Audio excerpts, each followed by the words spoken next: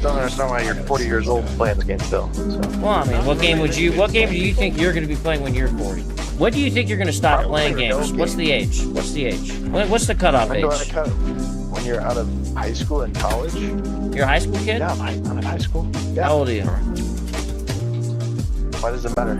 Well, I mean, you foresee yourself in the future quitting something you love, like video games? Do you not love video games? You just cruising through it. I mean, I think it's a little bit of a waste of time when you're that old. So. Well, how do you know? You're not old yet. I mean, I can think of probably reasons that video games would be a waste of time for a high school kid, too. Do you have a 4.0? Are you in honor classes to get more than a 4.0? No, but... You know what I'm saying? There's more things you could be doing to improve your life than playing video games, too, right? Yeah, you study and not play games. Hey, just recreation, man. Having fun. Ain't nothing wrong with that. All right, then. Hello, good morning, good afternoon, good evening, wherever you may be, and welcome to this week in culture. This is we do it. It's a show we do twice a week where we discuss everything that's going on in our cultural space and how those things sort of intersect with our political systems and our media and the way that our kids grow up and everything. So welcome to the show. I'm here with John, the problematic white guy. What's up, John? Indeed. Hey, hello. Oh, awesome. Awesome as always, and not too much other than just kind of taking in like a whole bunch of activity this weekend on the Discord that gotten started. We're up to over 130 members already, and we're not even a month in. So sounds there'll be a link down later, and I'm sure I'll drop the links later during the show. But yeah, things are good. No complaints. Yeah. All right. What's just okay. So anyway, my name is Brian. I'm here with John, and we're going to be talking about the week in culture. So before we get started, I'm going to ask you guys if you could just hit that like button for us. It helps us like reach more people. The YouTube algorithm gods might, give us a minor blessing and allow us to reach more folks that might come across this content. And if you're shocked at the fact that this teenage girl has a man's voice, I don't know what to tell you. So you just do some research. I'm not confused about my gender. I know who I am, but I think that this girl's more important than me, and that's why she is taking center stage. The way I was explaining it last night to a couple people that I was having a conversation with is that I work with an internet meme from Gamergate 1, and I'm an internet meme from Gamergate 2.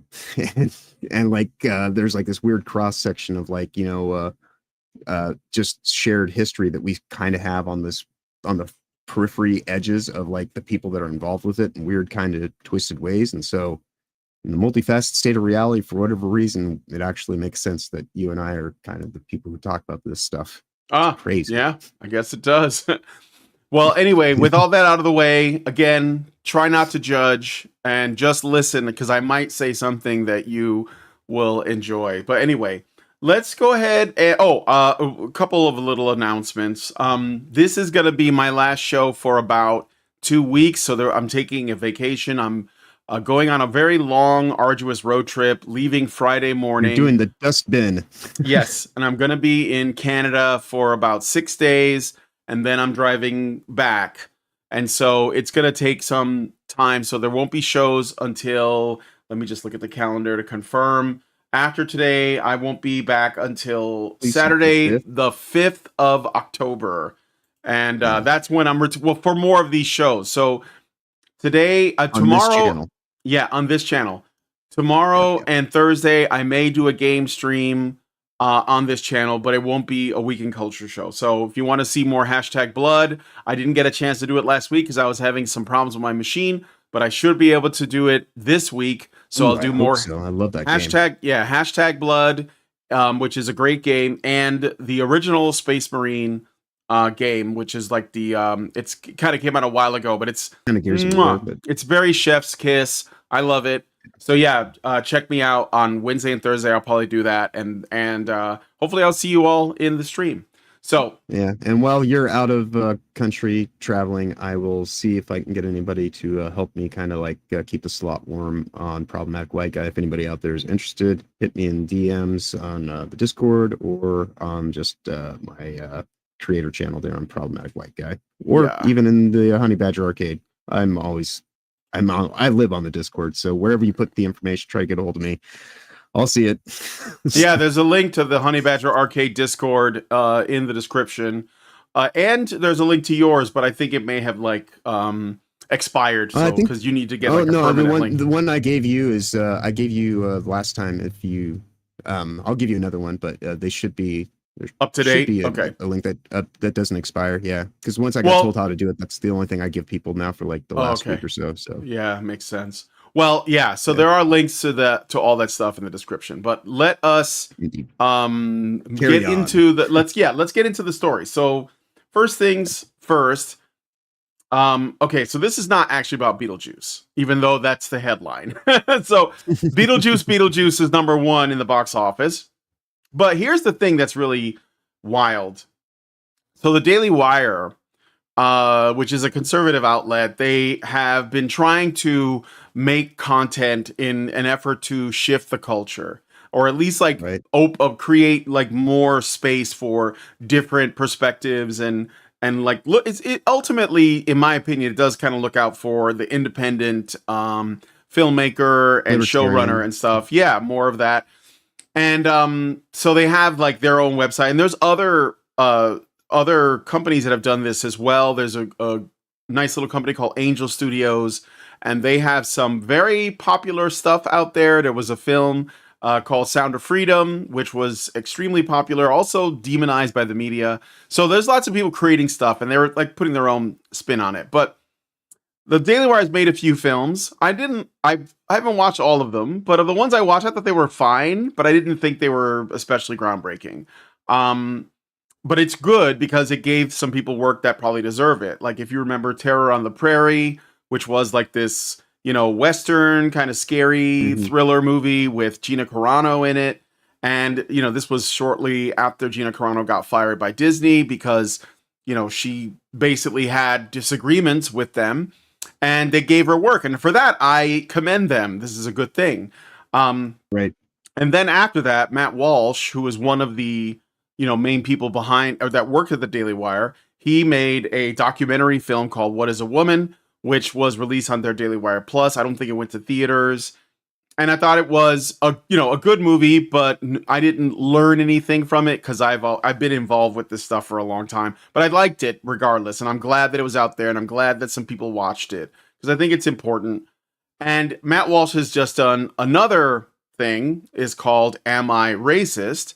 And this one actually was released in theaters, and I was expecting this to be like shut down across the board. No one would, no one would review it. It was going to be essentially shunned and blacklisted, like previous attempts, like Lady Ballers, like What Is a Woman, like Terror on the Prairie, Run, Hide, Fight. I think there was the one about a school shooting. I've never seen it, but that was like their first, outing.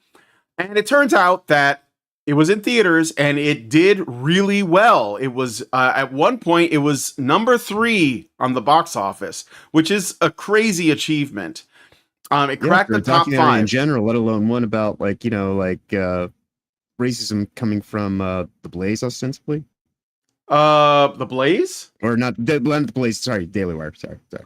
Well, yeah, one of no, it's okay. I can see how you can get those two mixed up, but yeah, no, but I mean, he was, making it's a film that asks, I think, important questions. But what I'm surprised to learn about, and again, I haven't seen it myself, is how funny it is. So people are comparing it to Borat, and I think that's like, that's a pretty serious claim to make. So, but yeah, it's pretty amazing. And it cracked number 3 in the box office, and it even, and this is why I'm mentioning this story here, because it even got the attention of one Jeremy Johns. So if you guys know Jeremy Johns, he is a very popular film reviewer, and generally, a pretty decent guy from what I can tell. and he actually reviewed the film. And normally this would get ignored. So, but he couldn't do it. He was just too interested. And I think it speaks to something about like where the culture is headed. Like there are more people that are asking questions, more people are becoming more open-minded to these things, and I think that's a good thing. So, well, this Truth Coalition is pretty, it's like, it's weird to kind of say, almost call it like political Avengers to a degree, but, like having RFK and Trump working in tandem, against what is ostensibly a globalist, globalist corporatist plot to take over everyone and everything and undermine it through subterfuge of the bureaucracy of the deep state and all this weird policy law and all the other kind of political fuckery that's about, it's an interesting time to actually kind of see what's actually, not the show and tell, but the revelation that's at hand. And if you actually pay attention to what's going on, the stuff that's going on with the current administration and their manipulation of federal entities for indictments and investigations and all sorts of weird kind of crazy stuff that's going on against the other backdrop of what seems to be like a monthly assassination run that thankfully have been unsuccessful, and hopefully this is the last time that we have to like talk about another one of these things between now and ever as it applies to any of this. And that's the concerning thing that we've got to deal with is like we are living in the height of time where it's like it's so much of like an open obvious kind of situation that this is clearly the deep state trying to prevent somebody from actually doing something that's going to be good for the American public and goes beyond I try to tell people, like, because I'm problematic white guy, so I'm kind of off-putting just off of initial biases unless you get to know me, right?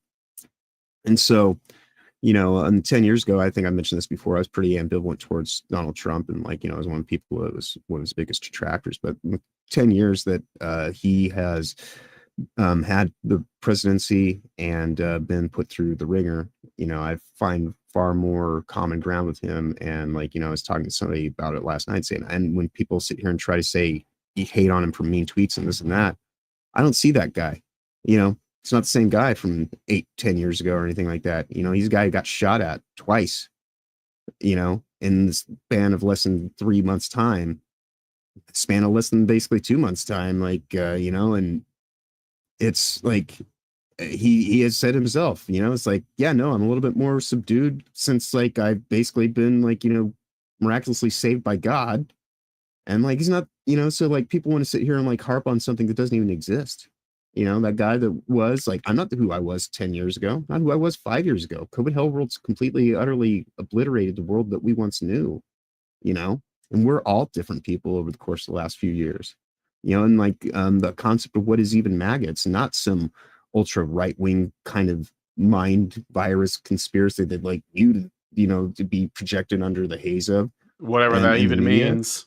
Right. It's just regular people who just want to be Americans with a level playing field on equal economy where we can actually, work within our means to be prosperous and actually not be put under or kept from even getting anywhere because we're getting debased by an inflationary system that's predatory. Yeah, that's what's going on right now. And it's so obvious after all the overreaches and everything that's happening, what is the backdrop of our reality right now. And it's the craziest damn thing. And that's why I have my Discord server, is because we need to make these parallel economies now. And how does that look? It looks like private Discord servers where you can actually talk to people directly about, creative endeavors or just things that they're doing in their general day-to-day life, because we're human. And we want to be able to actually discern. And this isn't just a local effort. The people that go into making our Discord servers, it's an international, confederation of people that actually give a shit about being able to retain our humanity. And that's the stuff that's at hand right now. And what we're ultimately here talking about in these issues, and so, we have the capacity to actually kind of see ourselves through to the end of this. We are in a new revolution. And just like the last revolution, it comes down to the right to privacy, to speak your mind and actually, talk to each other openly. And, one of the people who's on the server, he wrote a game called Children of Liberty about 15, 20 years ago. And he's working on, new projects, things like that. And I was talking to him about it yesterday because he was talking about how, the revolution was created in the Green Dragon, right? A pub in Boston, and he's from Boston. So, I was talking about how, I wanted to make this internet cafe lounge space experience where you can kind of come in and be greeted with all these people that are giving out information freely. Like, this is a place where wisdom is dispensed. We're making a library of people that actually have viewpoints, perspectives on the world that we're a part of and what we're dealing with. And, we're all kind of coming from our own angles. And so it's not just people just doing, so as much as they want to sit here and say that we're an echo chamber, there are people on our discords that, just want to be able to actually have legitimate conversations to widen their understanding of where someone else is coming from in a completely different part of the world, and not being beholden to the limitations of these wide scale corporate platforms. Because that's what the cost of living is right now, is being tokenized and becoming a precious gem, and being, cajoled into, safety and fairness doctrines that only allows you to use the words that they say are, permissible on their websites. And if you step outside of those lines, then you're likely to be censored entirely, have your account shut off. And we're only at the beginning stages of them trying to make digital currencies that are centralized and having everything tied to a draconian kind of control state like we see in China, where you're earning merits based on social currency, and so the only way to fight that is to actually use their own technologies against them, which is the whole reason of building this the server system. And my plan is to ultimately decentralize it and give it to other people, so that even if our server gets shut down, it's going to work on your server, it'll work on Tomby's server, it'll work on Leon's server. I'm going to talk to ABS later today. Hopefully I can get it on the GCA server, and we'll just proliferate, make an open source kind of system that exploits the YouTube, bot system. And our bots censor with an S, not with a C. We provide information, we don't hide it. So, that's what we need right now. And I guess I'm kind of taking us on a tangent, so I'll let us actually get back to the thing. But that's, let's get. I get it. But what? Okay, no, I know that was a lot. But it was. I think my central point here is that these attitudes are going into the mainstream. They're entering the zeitgeist. Jeremy John's reviewing this film and liking it. So I'm going to play a little bit of his review, which is why it's on this pause screen here. It tells a lot. So let me just play this bit, okay? Listen. Job to do. That job, make the audience laugh. And it made me laugh. Sometimes it was a chuckle, sometimes I laughed out loud. But it is at least clever enough or unique enough in its execution, in the way Matt Walsh is disguised as an ally with the people he's talking to. It's a calmer execution than the more angry YouTube videos you might have seen on such subject matter. And I thought interesting questions or counterexamples worth asking or presenting were presented. Are these experts with their workshops and their books really trying to heal the world, make it a better place? Or are they perpetuating the problem, keeping it around because they found something to monetize? But all in all, had myself a good time and some good laughs. No alcohol required. So he enjoyed it, and he got a lot of crap for it, obviously, on Twitter. People are trying to cancel Jeremy Johns, not for even giving it a good review, but for giving it a review at all. Just for even giving it his any oxygen. Okay. Oh, I know, and that's what I mean. We are in full bore censorship land now. Yeah, for sure. Well, no, this is not. This has always been the case, because, like I said, a lot of people have created content, whether it's on YouTube or music or film or whatever, that has essentially gone against the cathedral, and the cathedral has come out after them if it gets too much attention. Otherwise, it just gets ignored, because that's how they operate. They're like, we're just not gonna. And a bunch of people that Matt Walsh exposed, because that's all he did, really. And I didn't see the movie, but from what I heard, and I think it's obvious, all he did was let these people talk. He just let the commies talk, and then recorded them talking, saying what they believe and then just put that out there. This is even better than Borat, who often took people out of context, and he would like, you know, kind of punch down, like he would go into spaces where there's like hillbillies and stuff, and you know, and get and like try to use that he to was say searching for an end goal, not just allowing the situation to present itself. Those weren't really documentaries. They were more kind of prank. No, they weren't. They weren't. Documentaries. That's fair, but that I think this is also not really that. It's kind of like a fake documentary, No, but there's a lot of real. Like the Borat ones they tried to say were documentaries, which they clearly were just you know, spin. Yeah, exactly. So you know, I hope that Jeremy Johns, because I think, and I watched his review, I thought he was extremely careful about how he worded things. That's why he said some of the stuff he said, like, you know, about like, oh, well, this is like handled better than some people online. But it's funny because when people do this, and this is the lesson I want you guys to take away from this, he's being really careful about not upsetting people. He's walking on eggshells throughout his whole review, and it didn't do a damn thing. Like, they're still trying to destroy him. So this is the thing that you have to understand, okay? How you say something is not going to matter if you're not saying the thing, if you're not towing the line, if you're not basically in complete compliance with what the cathedralites are telling you. So, and anything you do say will be picked apart word by word so that they can actually disassemble your argument and waste the time based on the words rather than the context of like what you're even saying. Yes. So it's almost like there's no point. I think it's better to be honest and come across as mean than to lie so that you sound nice. So anyway, shout out to Jeremy Johns for doing that, and shout out to, I guess, the Daily Wire for having a successful movie that was in third place for a while, and I think this week it's in fourth place. And what's funny is the movie after that is another film that's made by a person who's not a part of the system. It's called Reagan, and it stars I've heard good things about this as well. Yeah, Dennis Quaid, I think. And Dennis Quaid is a pretty outspoken, like, right-wing guy, libertarian type. And yeah, it's a movie about Ronald Reagan. It's in fifth place. So, like, obviously there's a market for stuff that goes against the grain, you know? So, anyway, with that said, we're going to move on to the next story, but I wanted to share that with you guys. So, something going on here. All right. So now we got some news regarding the Indiana Jones game. I just had to share this. So let me just put this on the screen. So you guys, I keep forgetting that this is even coming out. Before I read it though, let me get some super chats. Gina Lombardi. Yeah, we got some cringe coming. So I got a super chat from Albert Data Retro. He gave us two of them. Thank you, Albert. He says $2 per Canadian, or he gives us $2 Canadian and says, to answer the question, yes, I am, and so are you. I don't know what the question was, but thank you.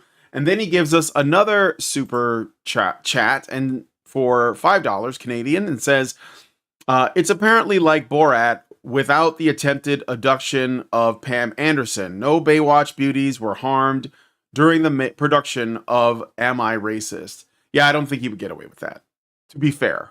I don't think that would work out. Right. All right. So anyway, this is from Bounding into Comics, and it's really unfortunate that these like independent or smaller publications have to like fill their screen with so many ads. There's not much we can do about it.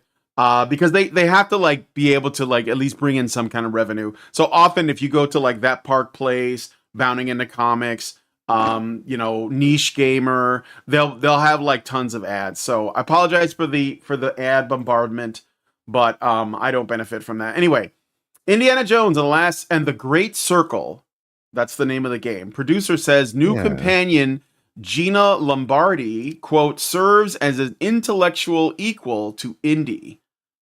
And this is a shot from the game.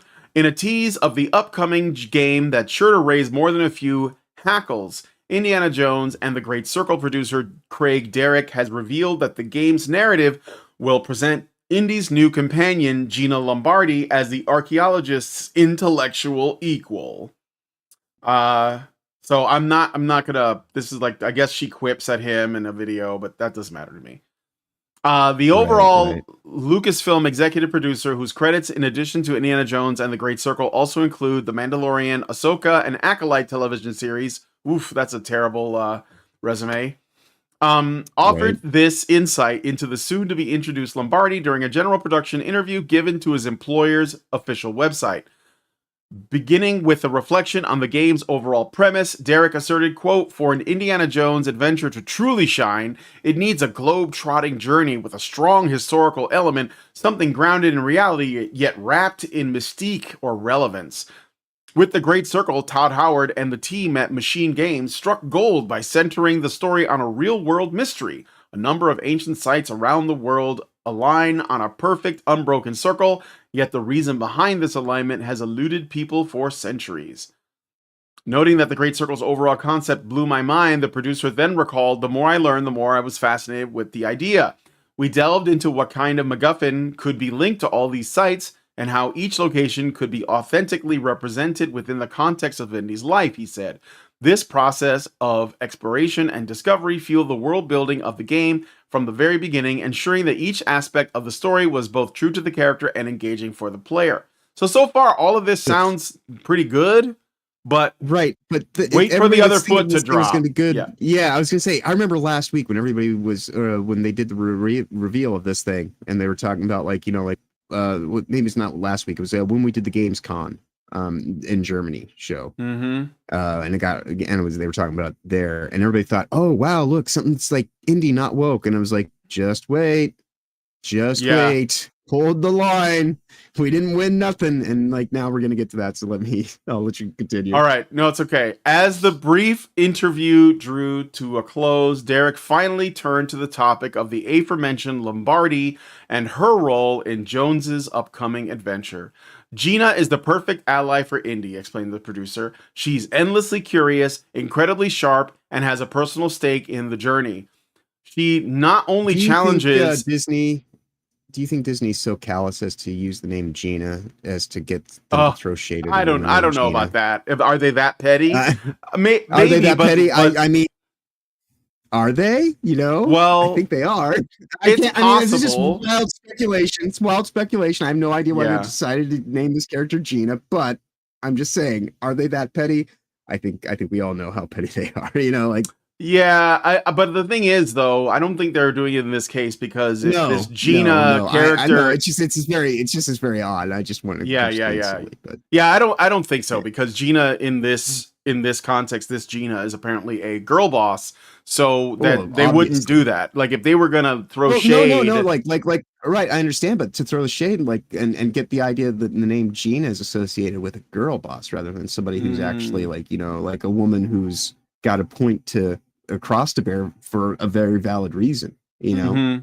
Dark magic is very strange and esoteric in the way that it's utilized. That's all I'm saying. Yeah, no, I get it. All right, well, let me finish the quote. So yeah. "She is endlessly curious, incredibly sharp, and has a personal stake in the journey. She not only challenges and assists the player, but she also serves as an intellectual equal to Indy, bringing depth to the adventure. Gina adds a personal dimension to the story, making the journey about more than just finding another artifact for a museum," Derek concluded. "I believe players are really going to connect with her and root for her story." So it sounds like it could become a girl boss thing. Yes, and it certainly is. That I think gives me tremendous pause. Kate Capshaw all over again, like they tried to do in the last one, and now he's just going to constantly be saddled with like a suspicious amount of women every single time they trot him out as a character, until they can just get like one of them to fully supplant him. Jesus, this is ugh.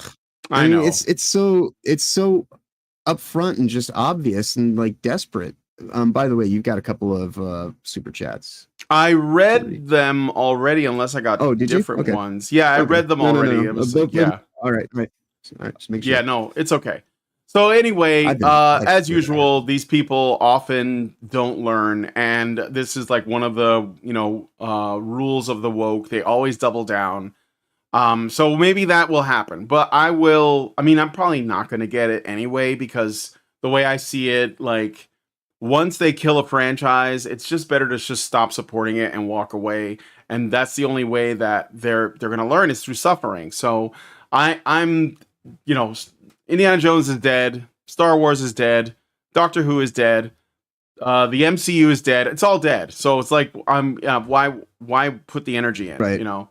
Well, So- it's also the whole thing until they actually earn an opportunity for redemption. You can't really even, you know, like if you just start doing it without actually seeing some measure of, you know, it's the whole thing. Like you got to plant seeds to grow.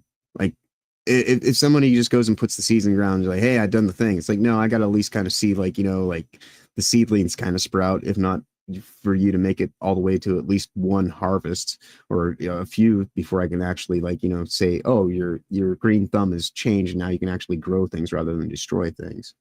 And yeah, they certainly haven't earned that with everything they've done recently. Yep. Well, let us know what you guys think about that. Are you looking forward to this Indiana Jones game? Is this thing dead on arrival? I would like to hear your thoughts in the comments. All right, now I'm going to hand it off to John because you wanted to talk a little bit about this PlayStation thing that's been teased as well as GTA 6. Yeah. So yeah. Well, I mean, I think that there's a connection point between, because like of course, we ripped apart the PS5 Pronounced Mercante edition the other day. And I was talking about, you know, what I thought speculatively. I said distinctly, I think this means that, you know, they're probably going to hold off on GTA 6.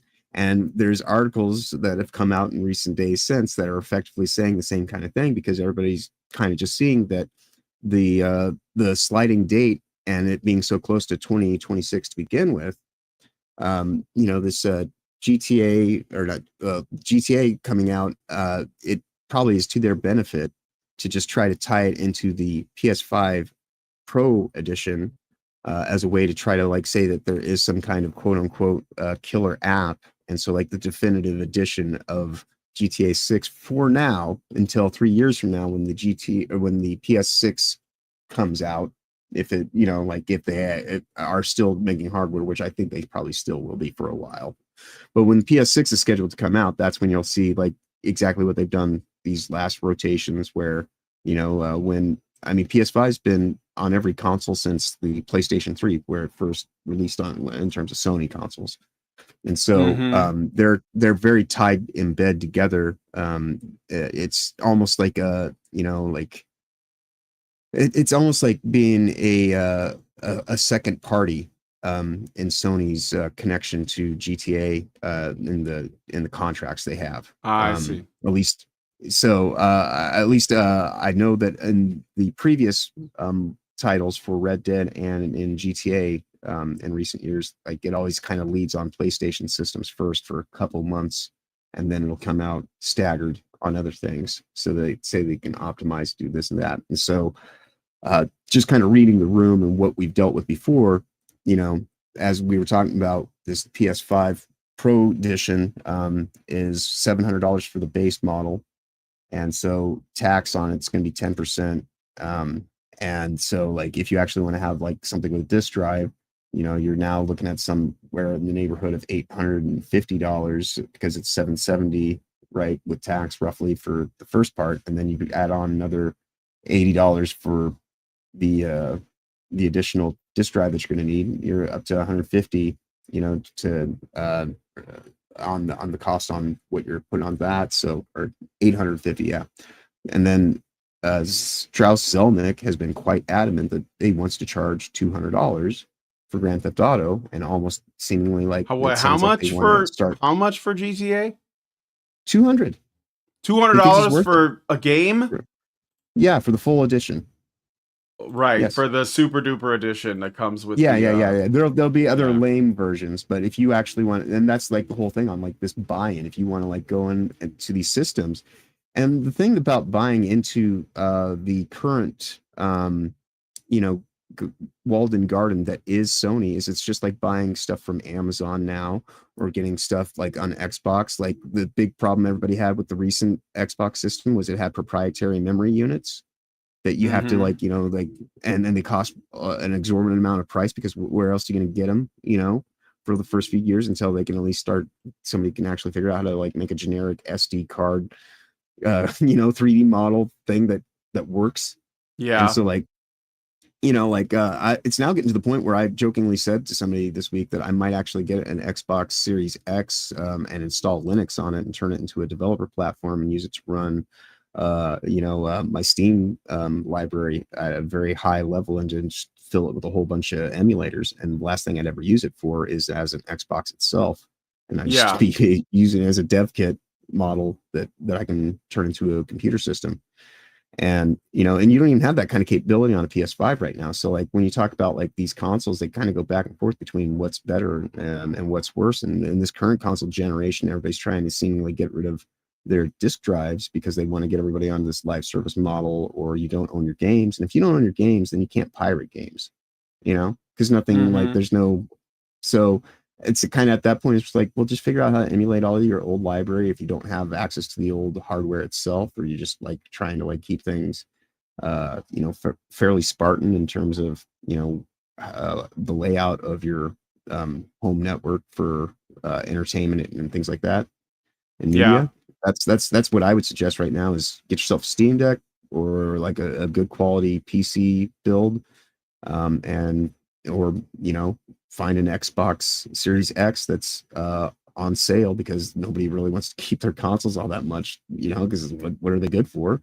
And buy it, used or refurbished, or get a new one, I guess, whatever you feel is necessary, and turn that into a Linux system. And because Linux OS for Steam OS is going to be coming out here really soon, and so you'll be able to make something that is, if you have a Steam Deck like I do, maybe make something that works really well with it, and that you could also use for video editing and other interesting things. Because the graphics processor, when you just think about what an Xbox Series X is as a system, is you can do a lot with it. But when a PS5, not so much. And so like this thing is a walled-in garden. They made their new proprietary audio, Bluetooth. And like if you buy those, that's $200. Like their virtual reality headset is only becoming valuable now because they finally made it to where it works with Windows natively. Because nobody wanted to buy the damn thing. And it's a good piece of hardware if it actually had functionality, but they had to break it out of its own walled-in garden to actually give people a reason to buy it. And that's the thing with all this stuff. The more that you try to lock it down and like make it to where you have to be beholden to situations, like PlayStation didn't get big because it had proprietary setups. It got big because it was the open source system.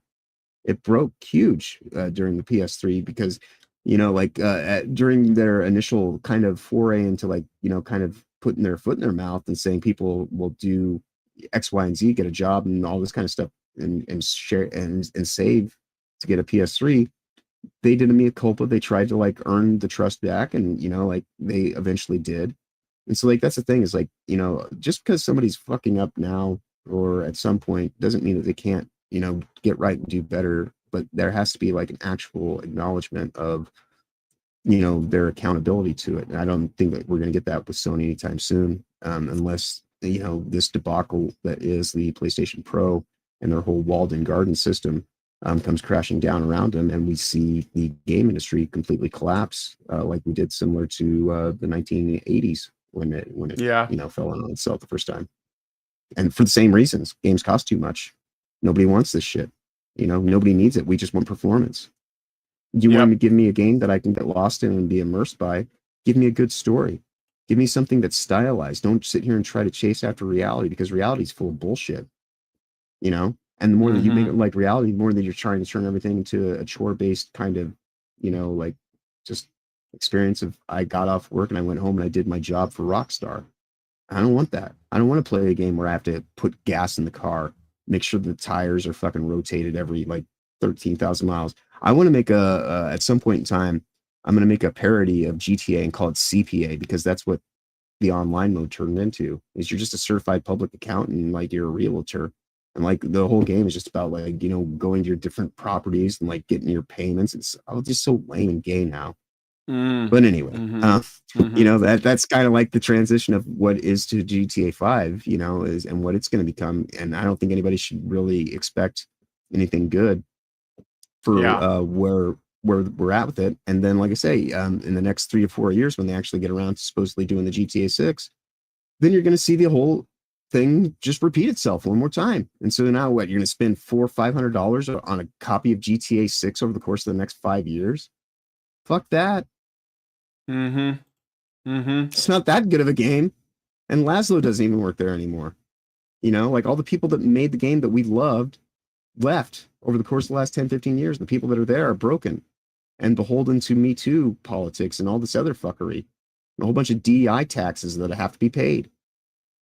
Yeah. You know? And to ignore that is to just be foolhardy and like, you know, like huffing the copium, because every indication as to what Rockstar's been doing shows you exactly what's happening. They have a game online that's about, you know, drug running and, you know, car theft. The name of the game is Grand Theft Auto, you know, and like, you know, crime, killing people, all this kind of stuff. And you can't talk about these things. You can't talk about drug use. And then like when you're drug dealing in a virtual reality game where you actually have a drug business, but you can't like make drug references or they'll, you know, like boot you from the server and shit like that. It's like, you know, it makes as much sense as the person on Twitch this week who like got told that they were concerned about, and so they were suspending their account because they didn't want like somebody depressed on their network, basically. Yeah. How's that help? What are you doing? You're just silencing, and you're just trying to stifle dissent and just make it look like, you know, everything's pristine and perfect. And it's like you see these people who use politeness and kindness to mask their, you know, treachery. They're far worse than anybody who says anything mean. I'd much rather read mean tweets or know that somebody thinks I'm an asshole if they're actually at least honest with me and I know where I stand with them. You know, anything else is just, you know, like some kind of bullshit tinker tape confetti parade where you're going to get fucked over in the long term. But I've been, I'll let you say something. We're rambling again. Well, no, it's okay. It's okay. We could let's just try to be a little bit concise, but yeah, I get it. So, anyway, PS6 already looks like it's on the horizon. I don't know, not interested. I mean, unless again, like you said, there's like some kind of repentance for you know what's happened and like some of the missteps. But I'm not holding my breath. I'm just going to move on. So, but anyway, and like I said, I agree with Grums when he originally put out this plan to be like, don't buy any AAA games, no matter what, for 2 years, and they will, and the market will correct itself. And I think that that has been happening. I mean, I think that like a lot of these, you know, like I have a thing about Assassin's Creed Shadows a little bit later, but Ubisoft is going to be like the first serious casualty of this culture war, essentially. But let's see. Let's go on to the next story. Let us know what you guys think about this one in the comments. I wanted to share some cringe. I meant to do this like the last show, and I forgot in the show before, and I forgot. But we're gonna look at this now. So this is a clip. What were we gonna say? Oh, nothing. Oh, okay. Just like, you know, sometimes you just run out of time. So, but this is a clip from Dustborn, and if you haven't seen this is just like 1 minute long, one tiny clip from Dustborn, which is still available for purchase. It's not Concord. Concord is gone, but it's still around. People still play this game, okay? So I'm going to play this for you. They're definitely contributing to the whole folk horror vibe. Do not speak ill of Junior Justice. They're adorable. This place looks like something from a Western movie. What do you mean by a Western movie? As in not Asian or African or South American. Western movie. As in a Western. You know, with cowboys, Indians. Hey, I'm the Indian here. You mean indigenous peoples. I think American Indians is acceptable. Sure, if you want to propagate a myth created by genocidal imperialists. Fair. All I meant was that fort looks like something from She Wore a Yellow Ribbon. She wore what? Who's wearing a yellow ribbon? What's a fort? Never mind. Who's this gay lesbian witch chanting? Say in the what you background? want about this creepy place. My vitiligo appreciates the The gloomy power skies. of one. For the first time in years, I don't have to run for shade. The power of misandry. Jesus Christ. They're definitely contributing to the whole... Anyway, Yeah, that's That's exactly what we So, thought it would be. did you guys get educated? People are like, make it stop. God, That right? was, yeah, no, I know. And like, imagine you do that for however long the game is. You got people constantly 8 hours. reminding you that they're, you know, that we have to call Indians indigenous people and that, and vitiligo and like lesbianism and everything else. It's just like none of Hey, these Brian, people, you don't want to be friends with any of these people. Where, What were you gonna where were say? you born? Were you born in America? I was. Wow, Yes. I was born in America. Guess what? We're Native That- Americans. Yeah, we are Native Americans. We're indigenous. We are. Yes. My family's from Puerto Rico, but I was born here. So, Right. Well, I don't know. I hate that they even make me think about this stuff, you know? It's- Like just to even have, that's why I just scoff. Just point and laugh, guys. Point and laugh. New Gitmo meta unlocked, Dean Domino says. Yeah. indeed. Anyway, Marin Ribarik says, wait, the Vitiligo cow is a Muslim Indian? Yeah. I don't know about Muslim, but I know she's an Indian with vitiligo. Maybe non-binary? Well, No, I the would other one is imagine- non-binary. Yeah, there's got to be at least one Muslim in there. Oh, for sure. There is. There is. Yeah, Yeah. absolutely. 'Cause, Speaking like, of Muslims. the white dude, he's the Christian, and everybody else is like, you know, like anything but. And he's the guy that, Yeah. you torment and whatnot. He's Yeah, the yeah. soy boy. So it seems to me that, now that I think about it, the theme of this show seems to have been, is the woke losing? Are normal people, I'm not going to call them right wing or conservative. I think it's that's like a supercharged word. I'm talking about normal people, okay? Are they starting to like, you know, is that sort of like anti-woke consciousness like rising? You know, are people starting to I would wake say up so. to this stuff? I think so too, 100%. But I'm going to show I'm going to show like some examples. I'm not saying the woke is losing, but I'm saying that their influence is Getting forced to wavering. desperation. Well, yeah, because like games are failing, movies are flopping. We know that's happening, Mhm. right? Stock is Yeah. dropping in some of these companies. It doesn't mean that the battle's over. It doesn't mean we should rest on our laurels, but like there is definitely an impact. And most importantly, like I said, normal people are like starting to say, you know what? I'm not, you know, I'm going to go watch Matt Walsh's movie because I'm sick and tired of this race hustling. And so they go watch it because that's what it is. What we're fighting against are actual grifters, okay? Like I have said this for a while, but I think the word grifter is incorrectly used by the left, the wokies, because they believe that when, you know, websites like That Park Place, Bounding into Comics, Fandom Pulse, when they like post articles talking about stuff happening in the culture and they make it into a job of some kind, that's why there's so many ads on their websites. The left will say that they're just grifters, but like, no, that's not. That's like if you really That's wanted to, no, if you really, well, yeah, it is. But if you really wanted a grift, then you would just toe the line. Like that's how you make Right. the real money. Like you basically say, Right. I'm a feminist now, and here's my feminist channel, millions of dollars. Like Right. the freaking Planned Parenthood and the Biden administration and like the Hillary Clinton Foundation, they'll throw money at you if you toe their line, Specifically. if you speak their language. They have the grants that are you can apply for are specifically for these kinds of situations, but there's no like, you know, white guy consulting firm grants. No, that of you course can not. get, I you mean, know? yeah, that's the grift. Like first you basically make up a problem, you use a kernel of truth to tell a really big lie, and then you just start like offering your services. It's like you're like a snake oil salesman, but you're selling, you know, like essentially you're selling Gaslight moral by lampshade or you're lampshade you're by gaslight. you're you're selling essentially moral superiority, and then that's what you give people, and they eat that up because we live in a time where there's no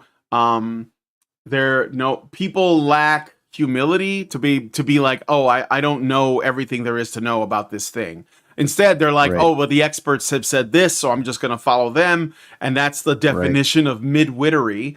And I Right. think that real grifters are the ones that are, in fact, in the mainstream. They're the ones that get the awards. They're the ones that get the accolades. They're the ones that get paid because they have the correct opinions according to the cathedral, not the people who are actually like ones that questioning worship- them.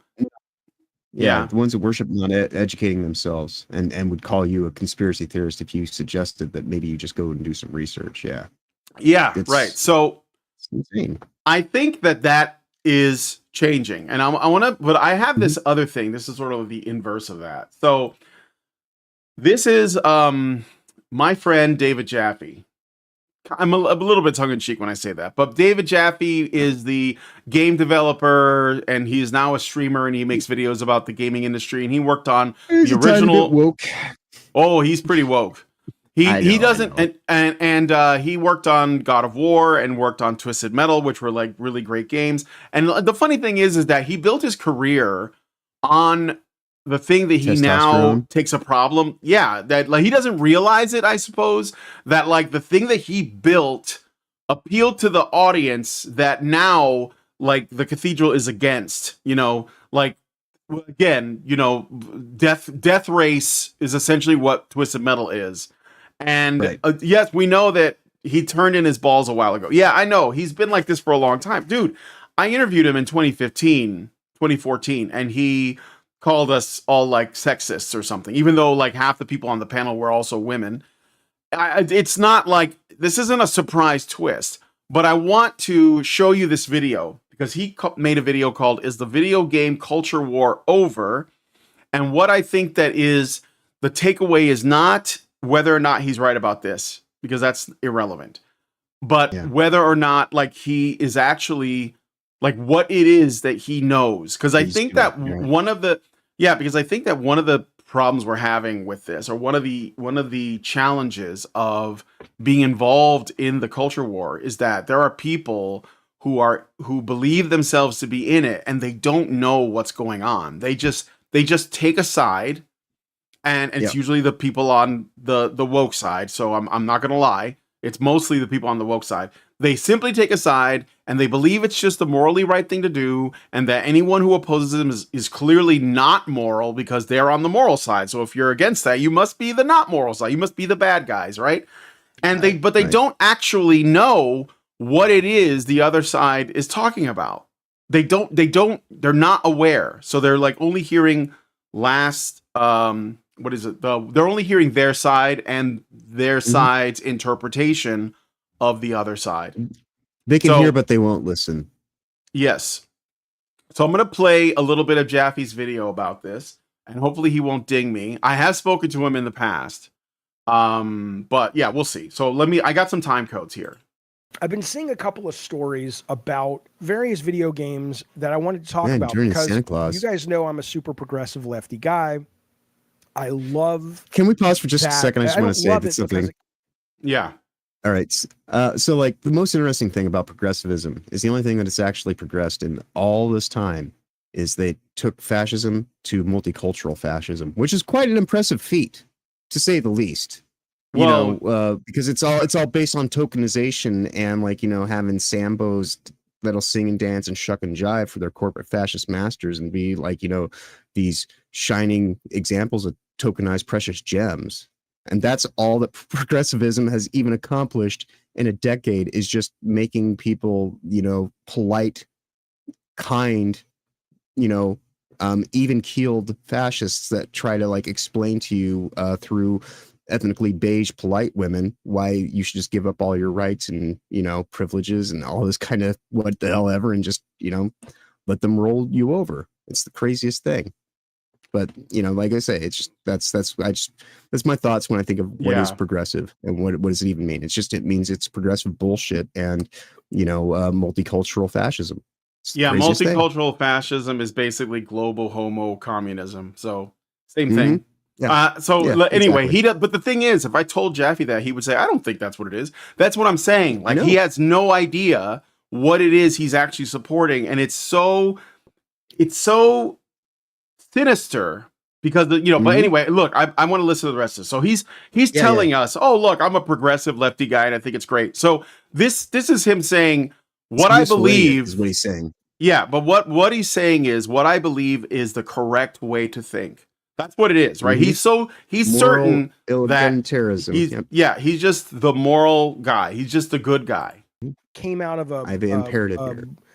A rage and a remaining unfairness. But I love that whether you're talking about Colin Kaepernick or you're talking about the George Floyd tragedy or a lot of the LGBT stuff that was that group of people being disrespected at best, harmed, killed at worst. The rage led to the change, and I think that's wonderful. But I think people we're get seeing by now these trans gunsmen.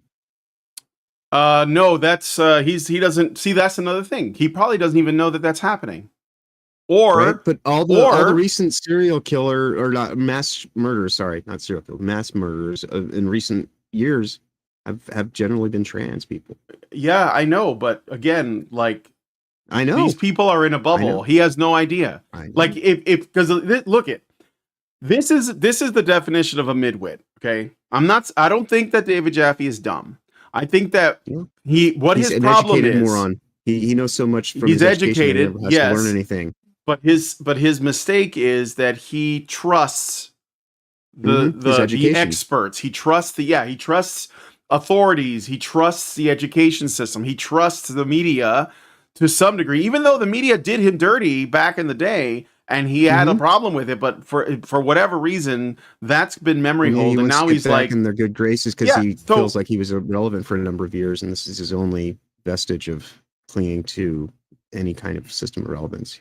Right. So when even if he read about like the Tennessee mass shooting, he'll just read whatever the sources he normally goes to is, and however they frame it. They'll just be like, shooting happened or what about the they'll omit the important details. That's what I'm saying. Yeah. Like he'll go, and he'll just say, well, I mean, this must be about guns, and that becomes like the whole that's the takeaway.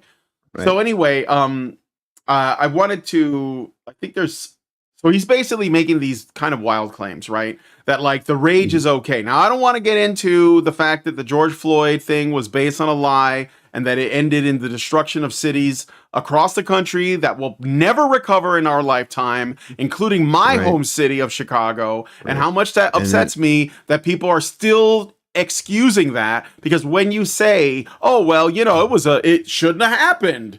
That's like saying, well, I bombed your city because some of the people who worked there were mean to me, and you had it coming. You shouldn't have done that. You shouldn't have you shouldn't have made me do that. It's like you're making me hurt you. It's like no, this is ridiculous. Well, the weirdest damn thing about it too is we were already attacked economically by the COVID, the COVID hell world economy that they created with the CARES Act and all that kind of stuff. And the few remaining small businesses, and on the Pacific Northwest region and other areas that got highly affected by these, burn everything down riots and whatnot. It was the destruction of small businesses, which in and of itself is kind of like, what the fuck are you even doing if like your whole rage is against the quote unquote machine and all you're doing is destroying people's livelihoods so that it's easier for these large scale corporate entities to come in and overtake what used to be at least somewhat of a local market system where you might actually keep some of the money in your own economy instead of going to a multinational corporation that is, affecting all the things by fuckery and degrees. But anyway, so he sets the stage. I'm a good person. I believe that Colin Kaepernick kneeling was like a magical moment, even though he literally wasn't even a good football player, and he basically like got a shit tons of money through like various sponsorships, and also he shits on his own fucking parents. He's garbage. Okay, these are not good people. They identify as good people, but like we all know, just because you identify as something doesn't mean you are something. What you are is what you do. So anyway, I'm going to jump ahead to the next time code. So basically what he does is he talks a little bit about Bethesda's Starfield. fucking pronouns. And he says that they're releasing a Happy new anniversary. expansion. Yeah, they're releasing a new expansion, and when he shows the gameplay of it, guess what?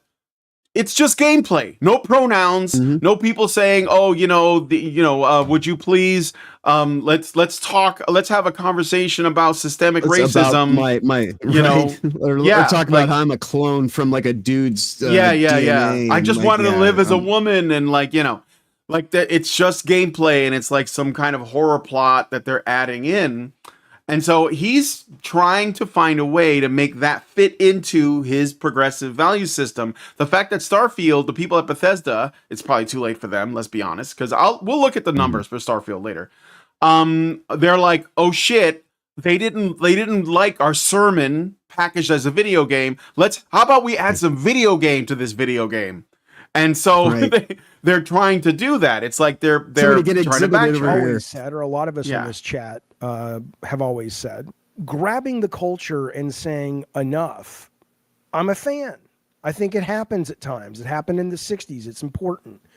But as we've always said, and we've talked about it on this show, I would challenge whether or not what happened in the 60s was good. I don't think it was. I think we're still feeling the effects of that, but it's a conversation for another time. That end of the day, the money is really what drives these companies. They're companies, regardless what the Supreme Court will tell you, they're not people, and the companies, and they go where the money is. And so we're seeing that now, right? And I want to show you, I'm not going to show you the whole thing, but if you're excited about, all right, I'm not going to play this part. He shows some of the gameplay from this new Starfield. All I will tell you is that it legit looks like gameplay from an actual video game that involves action and shooting and stuff. Yeah, I don't where the money is after this guy is completely oblivious to like recent history. Bud Light, debacle, I don't think all the.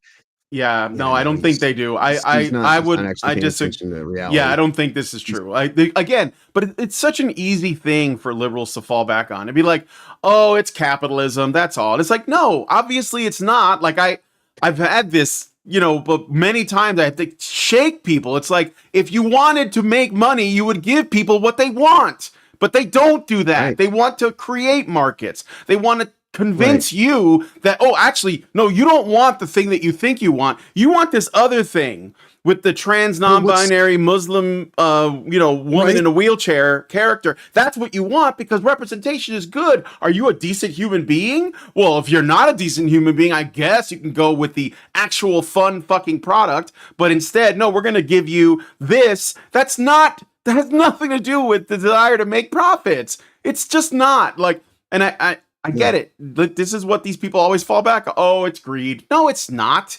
It's just the hilarious thing about their argument is that they sit here and they make all these complaints about corporations, and then they want to hand over all the control to corporations. And the state. Yeah, and it's like, dude, you're sitting here complaining about how corporations and the state are doing all their fuckery together. You're complaining about ostensibly a uniparty if you actually took the time to open your goddamn eyes rather than sit here and say, oh, it's all that fucking other political party's ideology. No, it's corporate fuckery and everyone and everything. So, learn some discernment, actually get your ass off of your head and out of your eyes by pulling your head out of it and actually take time to account for the fact that there's a far more sticky wicket to the human condition that we should actually be considerate to rather than just trying to say, oh, because my virtue is this. I have a lot of things that I espouse and believe, but I don't belabor other people that they have to go along with it, Right. Well, go on about it. This is the ultimate issue is that Jaffe is falling back on programming. This is what I mean by midwits. Mm-hmm. They have talking points that have been drilled into their head and they fall back on them all the time. So whenever he is an NPC. Yeah, whenever any business, it doesn't have to be a corporation, any business decides to give customers what they want, or they switch the game up to they're like, oh, we've made an error, let's course correct, and they start getting what they want, then his programming is, oh, well, that's just is capitalism is the problem. And so this is it's not really worth refuting because what the issue is not about whether or not property rights matter, or whether or not corporations are greedy, or any of that. It has nothing to do with that. He is essentially saying, I am a liberal. Okay. Yeah. That means that makes me special. That makes me, yes, that means that I have moral clarity on every issue, and I know the good things. And if you don't agree with my positions, then clearly you are not a good person. Like, this is the framework. This is the paradigm that exists. It's like the self-hypnosis. Like more tolerance is always good, no question, right? And obviously, the framing is that if you don't agree with that, and kindness are the most important things that you can do, rather than actually talk to someone directly about anything. Highest good is putting up with shit. And not only that, but there's another thing they miss is that, like he said, what is it about LGBT that people are like you be rude to them at best and murdered at worst? And I'm like, what are you talking about? Like, these things happen, but like when you frame it that way, like, who is the most in danger of being like assaulted? It's just men. It's men. But like, if I told him that, he would be like, I don't know, 1 in 4 women. Like, there are these, like I said, it's this programming. You just fall back on it, and it makes you feel good because it makes you feel like you're a good person, and that means that you're better than other people who would disagree, so that you get to lord over them whenever you want. And this is like the problem with this mindset. Right. It wasn't. It was back in the 90s when they first started making the regulations about what you can and can't do to a woman in film, and and a lot of it became you can gruesomely disembowel a man and disarm him and still be able to get an R rating, but if you strike a woman, your shit's that's it. Yeah. Unless it's some Oscar bait, and that's the whole point of the scene is so that you can say oh man bad. Yeah. Thank you, Zella Druid, for subscribing to the channel. Really appreciate it. I'm gonna be adding more stuff to this as it goes on, but I haven't had time. It's just been crazy. But let me play the next clip. Here now, travel. So we have things to express, but we have to remember we are making entertainment, and the best entertainment, in my opinion, and I think the industry, not just games, but movies, books, TV, bears this out. The best entertainment is where 90 to 95% of it is entertainment. And then there's kind of a little bit of a heart in there that you got to kind of look for. A heart, as in other words, I shit in the punch bowl. Tip of it. I think we're seeing a shift overall, right? This is coming. I just have to put a little bit of my ideology in there at the front and center of everything to lead every fucking decision. And, and that's okay. It's just a little bit, but it's the little bit that's called the engineer of your destruction of what you actually came for and what you were actually interested in. You're not getting that. You wanted Kratos? Well, here's Kratos as a middle-aged dad. Enjoy that. Yeah. And it's I guess that's close as we're going to get to a dad who's not a complete bad dad character. But even still, it's just kind of the whole point of it is to have him lament his past and this and that. I'm full of flaws and frailties, and my name, I just am. But I account for my past. It helps me make a better person for the future. And I'm not running from my past. I appreciate the flaws and all the fucked up shit that I was a part of, because it helps me kind of have discernment about moving forward. And I can actually talk to people about don't be like me, kids. I'm a cautionary tale. I'm not trying to be a hero or a villain. I'm just trying to be honest. Yeah. And that's what we need more of. I will say that part is not wrong. So the idea that most of the entertainment should just be entertainment, and then you have a heart to it, some kind of message. Right. And I agree with that to the broad sense, but it's what that heart is. It's a heart of darkness that they put in there. Yeah. And that's the issue.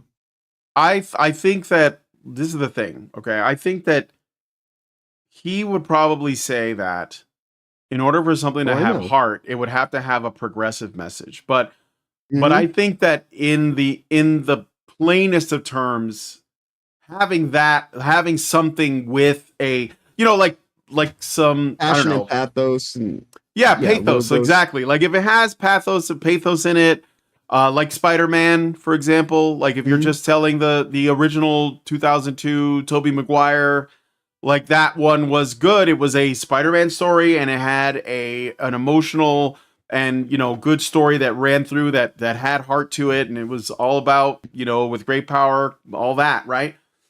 The issue is that that's not actually what woke games do. Number one, they do. It's all about the messaging that takes front and center, which is why Starfield shipped with a bloody mess, but it had pronouns in it. So like when you have a product that is primarily fostered by progressives, is that they put their message as a higher priority than everything else. And you can always tell it too because it's all branded like a fucking NASCAR. Like as much as they want to sit here and talk about rednecks, it's like, dude, you have redneck politics. Everything you do is owned by a fucking corporation. Yeah. Or some kind of like non-profit organization that's got some scumbag fucking label attachment to it that's really just an umbrella corporation or a think tank for like the WF or the United Nations. Yeah, well, that's the other thing is there's a mixture of, this, woke underdog attitude coupled with the complete opposite of that, which is essentially a midwit appealing to authority. Like, oh, well, all of my friends and all these corporations and all these politicians and all of these media figures, they all agree with me, so I must be right. But I'm also the underdog. Just because some umbrella corporation goes and funds, some ethnically beige, woke white women of color and helps them get their, business off the ground doesn't mean that it's not like they're platforming independence. And like, so it's a false independence. They're trying to break into AAA because they know that what we're doing is we're sitting here saying, hey, I want to support independent games. And so they know that they're losing the battlefront for like their quadruple A, that stupid fucking marketing phrase they tried to say, oh, well, games are quadruple A now. You shut the fuck up with your goddamn marketing insanity. Like, just make a good game and not even care about what you're labeling it as. Because telling me that it's quadruple A makes me say that's highly sus. I've never heard of such a thing. So why are you doing that? And especially when it's coming from the marketing department, not like the gamers who are like, trying to laud it with praise after it's already been out. All this stuff is just, completely just astroturfing and superficial, and none of it means anything. It's all just virtue signal insanity. Yeah. Let me play more of Jaffe's video. It's about movies, but it applies, and I'll get you back for some games. Star Wars is. Oh yeah, so he reads this article. I'm not gonna go through this, but I'll just go to the next part. Donald Glover, who is, I guess he's doing another Han Solo movie again.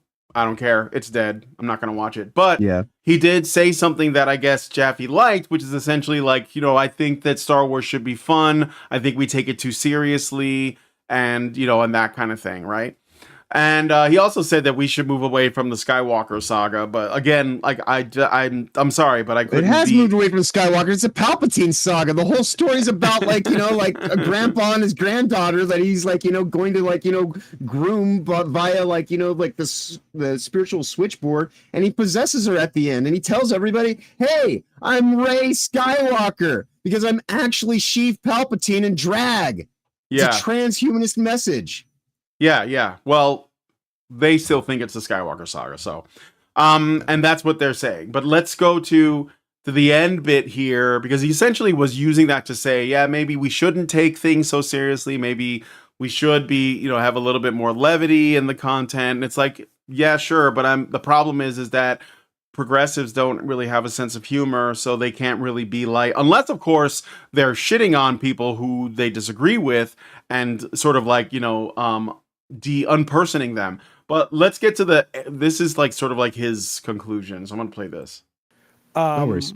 Doesn't get lost in the fact that you're going to have a lot of people responding to this stuff going, see, go woke, go broke. Don't put anything in there. Don't acknowledge anything other than white, straight men and women or damsels in distress.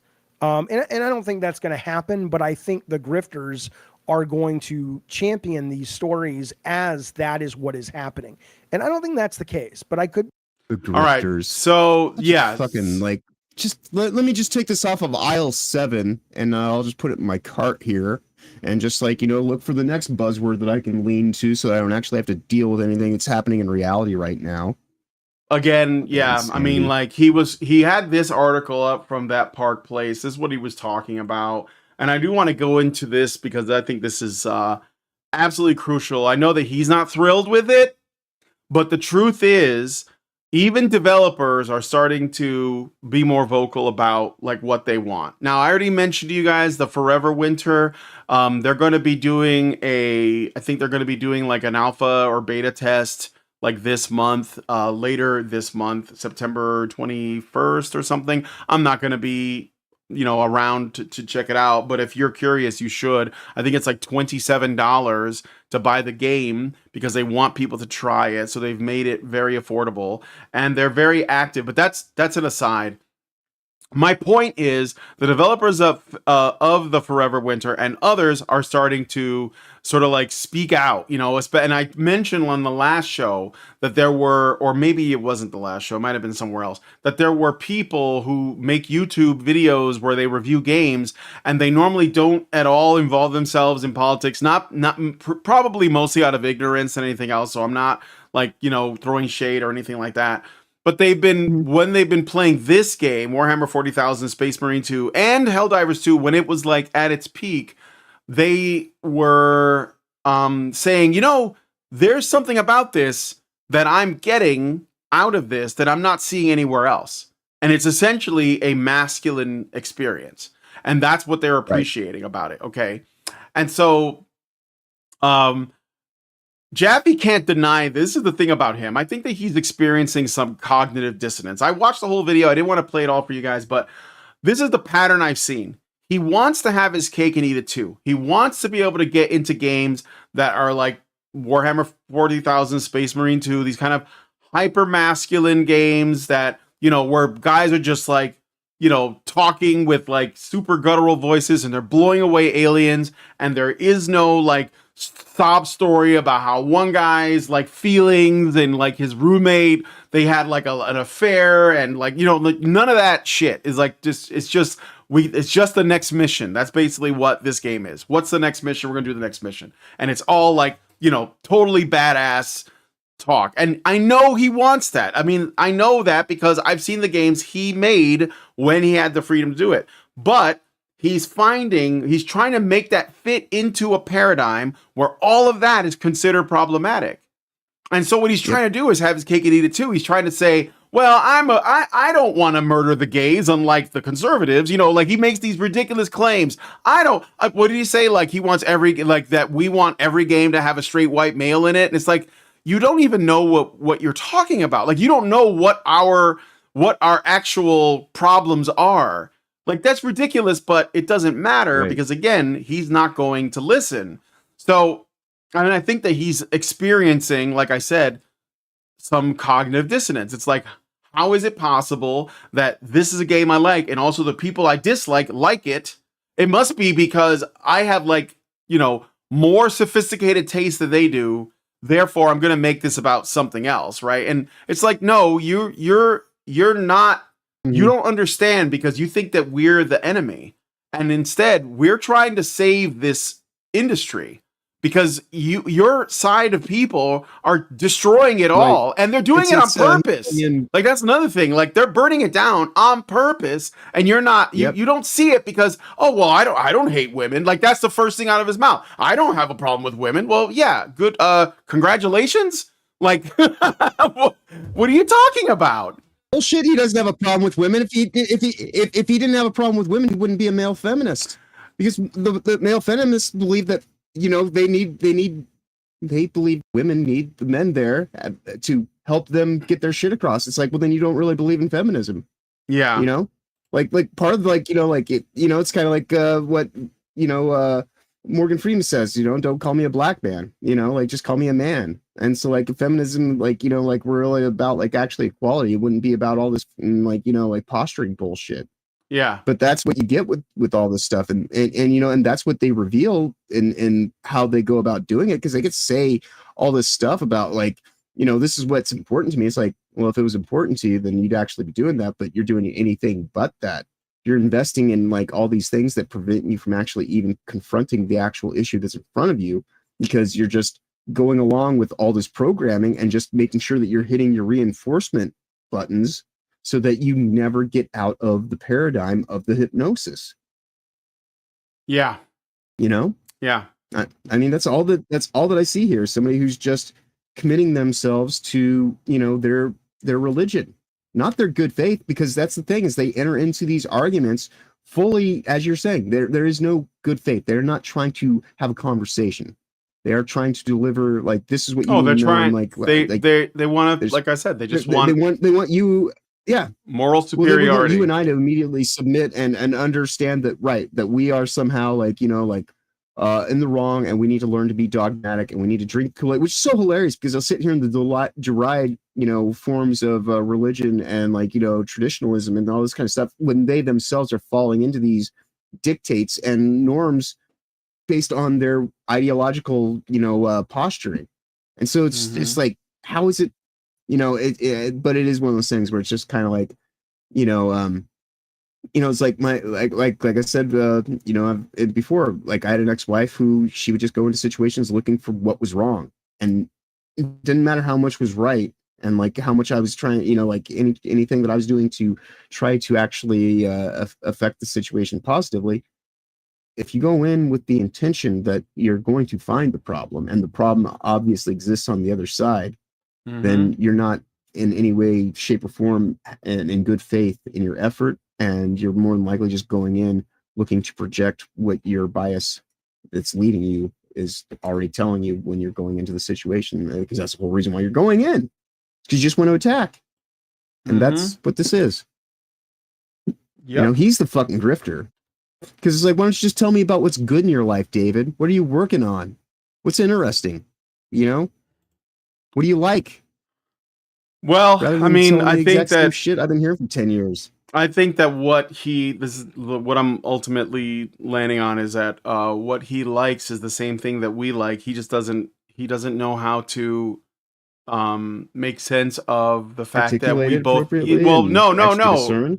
He doesn't understand how it's possible that people as awful as us could like the same things that he likes without him being just as awful. That's what so he's essentially, his problem is that he can't tell that the people he thinks he's caping for actually hate him. Hate him for just who he is. So so instead he's like trying to, like, hey, I'm allies a good, are all like, yeah. Instead he's just like, I'm a good person. I like women, and I'm a male feminist. I'm not racist. I'm not sexist. He even said, this is another thing he says in the video that I forgot to mention real quick. He talks about how you know, the grifters, the people who are all championing, you know, get woke, go broke, they are Islamophobic, anti-Semitic, and of course racist, sexist, etc. And I thought it was really interesting because, number one, and I'm for me, this is just a little bit of a personal thing, okay? So he's just pointing out this thing that I've always noticed, okay? If you don't like the Jews, you're anti-Semitic. If you don't like Muslims, you're Islamophobic. Right. But if you don't like Christians, you're just a decent human being. But there's no such thing as Christianophobic, okay? There's no such thing as that. And you know what? There shouldn't be. I don't think that any of those things should exist. But it's funny because he's an atheist, okay? He's an atheist that only has a problem with Christians. as most of these, like, woke, cringe atheists often are. I mean, there are also some cringe atheists. Yeah, there are also some, you know, that are like, you know, that they will also criticize Islam. But like those guys are considered courageous for that, but it's not common. Mostly it's just like, you know, a problem with Christians. It's yeah, and it's hilarious too, because like I spent a good chunk of you know, like some of my formative experience trying to do all that I could to refute you know, like the living word and how we live in a time of miraculous events and all this kind of stuff. And then, like, my life is just kind of unfolded in front of me, and the revelation has been right at hand, quite literally, in my experience. Yeah. To where, you know, it's like, oh, I could sit here and I could try to deny all this stuff, you know, but like, you know, to what in would that do other than like, you know, just make me more of the black sheep prodigal son kind of thing that the shepherd has to spend more time trying to work over. And I've already been humbled enough to kind of like, you know, get my point that I just need to like try to deal with good faith and good values of, you know, taking care of myself and my fellow man in a way that has some actual reciprocity and symbiotics to it. This is not that. For as much as they want to sit here and talk about like, you know, they have the moral imperative and like, you know, like, oh, well, these people just think that, you know, like because they have like a religion that makes them somehow good. It's like, dude, you're the one who's caught in your zealotry. You believe in vaccine culture and like all this fucking like federalism and corporatism and yet you want to decry about it, but you don't ever actually want to like, you know, hold those that you're decrying accountable. Instead, you want to like, you know, say it's the people that are at the same level I am that are different than me that are getting affected in the same way, but on the other side of the coin, well, it's them. That makes no goddamn sense. Yeah. I got a super chat from Dean Domino for $9.99. He says, I saw Mangaloyer make a post pointing out how game physics have degraded since Red Faction Guerrilla. Kingmaker's developer replied to it saying, we're bringing it back. Kingmaker. Okay. That sounds interesting. I'll be on the lookout for that. This is what I'm talking about. I think that some developers are like, we got to go back to the craft. We got to get away from all this shit. And that brings me to this article from That Park Place. Warhammer 40,000 Space Marine 2 developer admits games at Embracer made him, quote, want to cry with their overblown attempts at messaging or imposing morals on gamers, end quote. Well, and obviously, the last thing you want to put that in is Warhammer Space Marine, but so let me find the quotes themselves. I don't want to take too much time on this. He, in a comment, he actually made a reply, or he made a comment on an Asmongold YouTube channel, where Asmongold was reacting to Legendary Drops. So Legendary Drops is the one that made the video Space Marine 2 is a reminder of what we lost, which is what I was taught. He's not the only one, but a lot of other guys, like Splattercat Gaming, and there's a number of other guys. I'm forgetting their names now, but the Synthetic Man, like they've all talked about how Space Marine 2, despite its flaws, one of the things I really like about it is it's just like it feels like a game from the 2000s. It feels like something like Gears of War. It doesn't play like Gears of War, so don't get that twisted. But it feels like something like that, where it's just like I just want to kill a bunch of heretics and Tyranids, and they're just having a blast. It feels like an improvement on the original Space Marine game, which I'm enjoying quite a bit. I'm streaming it on the channel. If you want to check it out, I'll probably stream it tomorrow. And yeah, so essentially they know they're grasping at this thing. It's like this is like an unapologetically manly experience.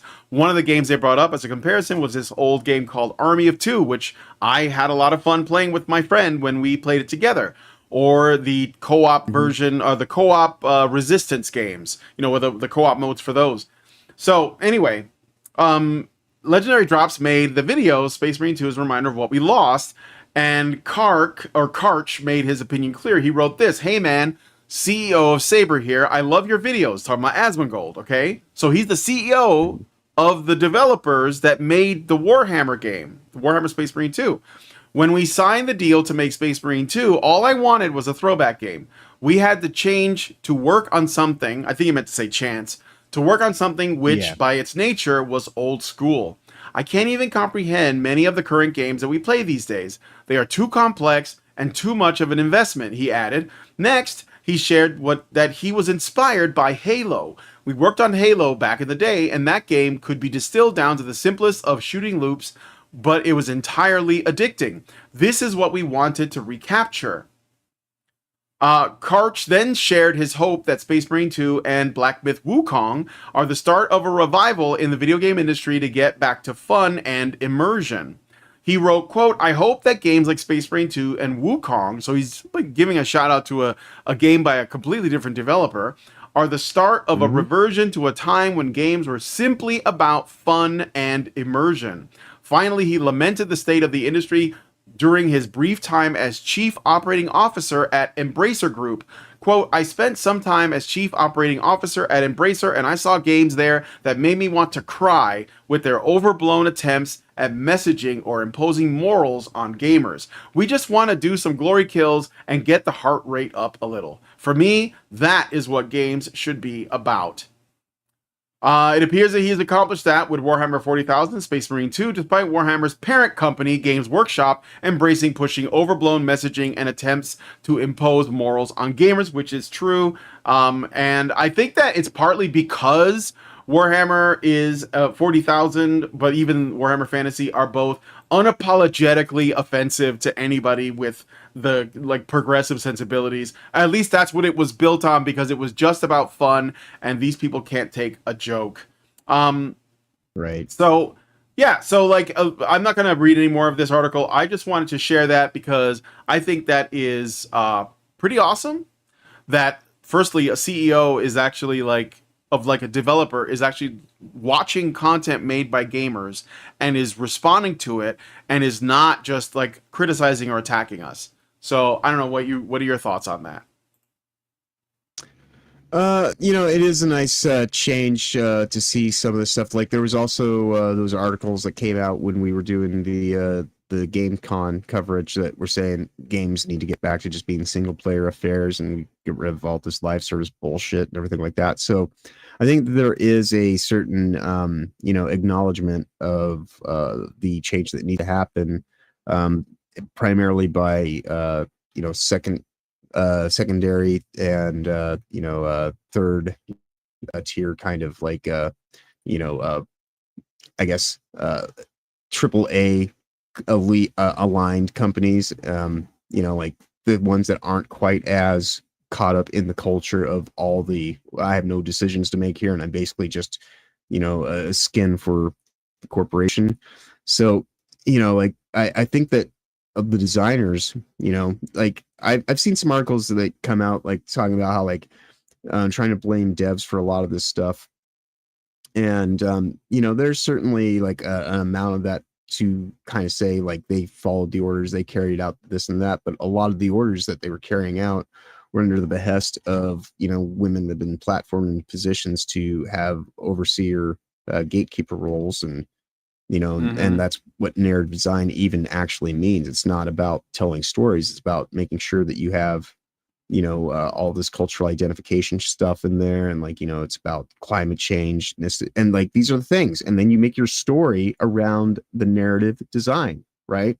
And so it's like it's double speak that you hear the word narrative design, you're like, oh, so this is about like designing a narrative. It's like, yeah, but in the sense that it's anything but actually telling a story. It's about these are, and whenever you see those whiteboards, like when they did Star Wars and it said dinosaurs, and I think dinosaurs was on there twice for whatever reason I don't understand, but like, what do you think of when you think of, and like they do their stupid brainstorming. I was like you and I know, we were in art school, we know what it's like to be in these scrum kind of settings, and like like they try to think tank everything and do shit via committee, and all these people are like, oh, wouldn't it be cool if we pulled this from like it's like, no, just think of some fucking actual real shit, but nobody there has like enough of their own anything, so they just try to like think of what would be cool from the original movie, or like, oh, wouldn't it be awesome if we crossed it with this, and it's the most A space J space way approached to games, and it has completely created this dearth of entertainment, and the industry's not going to survive unless it actually does something that's coming from a point of passion and like legitimacy that is being driven by people who actually do care. And that's going to require developers not being kowtowed and like cajoled into being nudged along to go along with this propagandist way of doing things under narrative design kind of concepts. You just have to have punk rock game designers again that are just making their own shit. It doesn't take a lot of people, it just takes people with a lot of like passion. Well, I mean, that is what we are seeing, I think. And I think the developers of Space Marine 2 are more like AA developers, because like Games Workshop tends to they're not massive in the gaming space. Like for example, Vermintide, the Vermintide games and the Darktide games. And I heard very good things about Darktide. I just never played it. I kind of want to though. And Space Hulk. Those are basically AA devs, and I think that AA is like the way to go. You know, like because their experiences are almost like arcade like, and I'm okay with that because I don't need. I mean, look, I'm 51 years old. I'm pretty worldly as it is. I don't need somebody telling me something I already know about the world. Right. So I just want to play some games. Not even half your age. Yeah, barely right. wipe their own ass and Exactly. I'm good. I understand. All right, I got a super chat from Dean Domino 25. He says, Kingmakers, $4.99. He says, Kingmakers fighting medieval knights with modern weapons, blowing up castles with tanks, etc. Asmongold did a reaction video on it a few months back. Thank you. That sounds really interesting. I'll have to check it out. Yep. Yeah, we'll look into Speaking it. of AA stuff, I guess, is that what we would consider Arrowhead at this point in time, considering the infiltration that Sony's had on them? Well, I think Arrowhead's compromised the.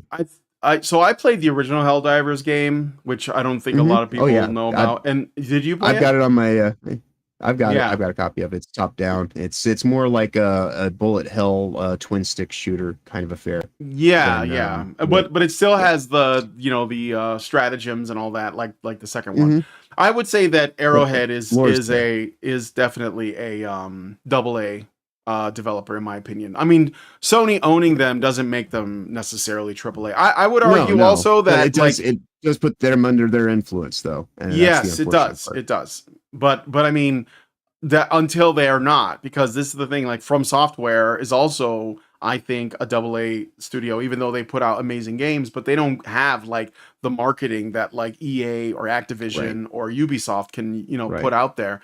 So I would consider them. Maybe I'm wrong. So look, I don't know what it requires to be AAA, but and From Software was also under Sony for a couple of their products. Like Sony owns the rights to Demon's Souls and Bloodborne, but they broke away from them and started doing their own thing. So I think that Broken Arrow or Arrowhead, I'm sorry, what Broken Arrow? Is that the movie with John Travolta? Broken Arrow, Broken John Travolta and Christian, and Christian Slater. Oh God. No. Slater, yes. I mean Arrowhead Studios is what I meant to say. So they could potentially create their own thing. I mean, it's not like the only thing they know is, like we got a Broken Arrow here. They could literally make like a loose nuke. Yeah, like From Software was originally only known for their Armored Core games, and then they went and Kingsfield, which is really old, and then they did Demon's Souls for PlayStation, and it was like a sleeper hit, and then they were like, well, we want to make more of these, but now we want to make it on more platforms, and so what they did is they just made Dark Souls, and they just changed the name of it and then made a new story, and now it doesn't belong to Sony because it was made off like without the same brand. So even if, for example, if Sony owns the rights to Helldivers as like a brand, Arrowhead Studios can still create something a lot like Helldivers, call it something else, and that suddenly Sony doesn't own it anymore. And put it out. Yeah, and people will follow it. So and yeah, we'll get a little bit more to Helldivers here in a second after we finish this, because this is the last thing we've got before we get into. Then we're gonna get into like the like health checks and like game trailers. Yeah, we're gonna check mental health checks, and this is a really short one. I just wanted to point out that this is like just another sign of Ubisoft's desperation, as they are starting to like really run out of steam here. Ubisoft runs to New York Times to attack players in defense of Assassin's Creed Shadows. French video game developer Ubisoft ran to the New York Times in order to attack its own players in an attempt to salvage its upcoming Assassin's Creed Shadows game. In a play straight out of Prime Video's playbook for Lord of the Rings, The Rings of Power. I'm glad that they're attacking the players to defend their game when it's like, oh, the players are the ones that you need to get the money from, not the game. Yes. So I mean, you might want to just consider. Yeah. I'm not even going to read the article. I think we know what's going on because this is not new. Yeah, it's I just don't even know trash. if Jonathan Trent understands that every single time, this goes all the way back years and years. But I'll start with Captain Marvel because that's like one that people will remember. When the Captain Marvel movie trailer came out, and people were like not interested. They had Hero all over the trailer. Okay.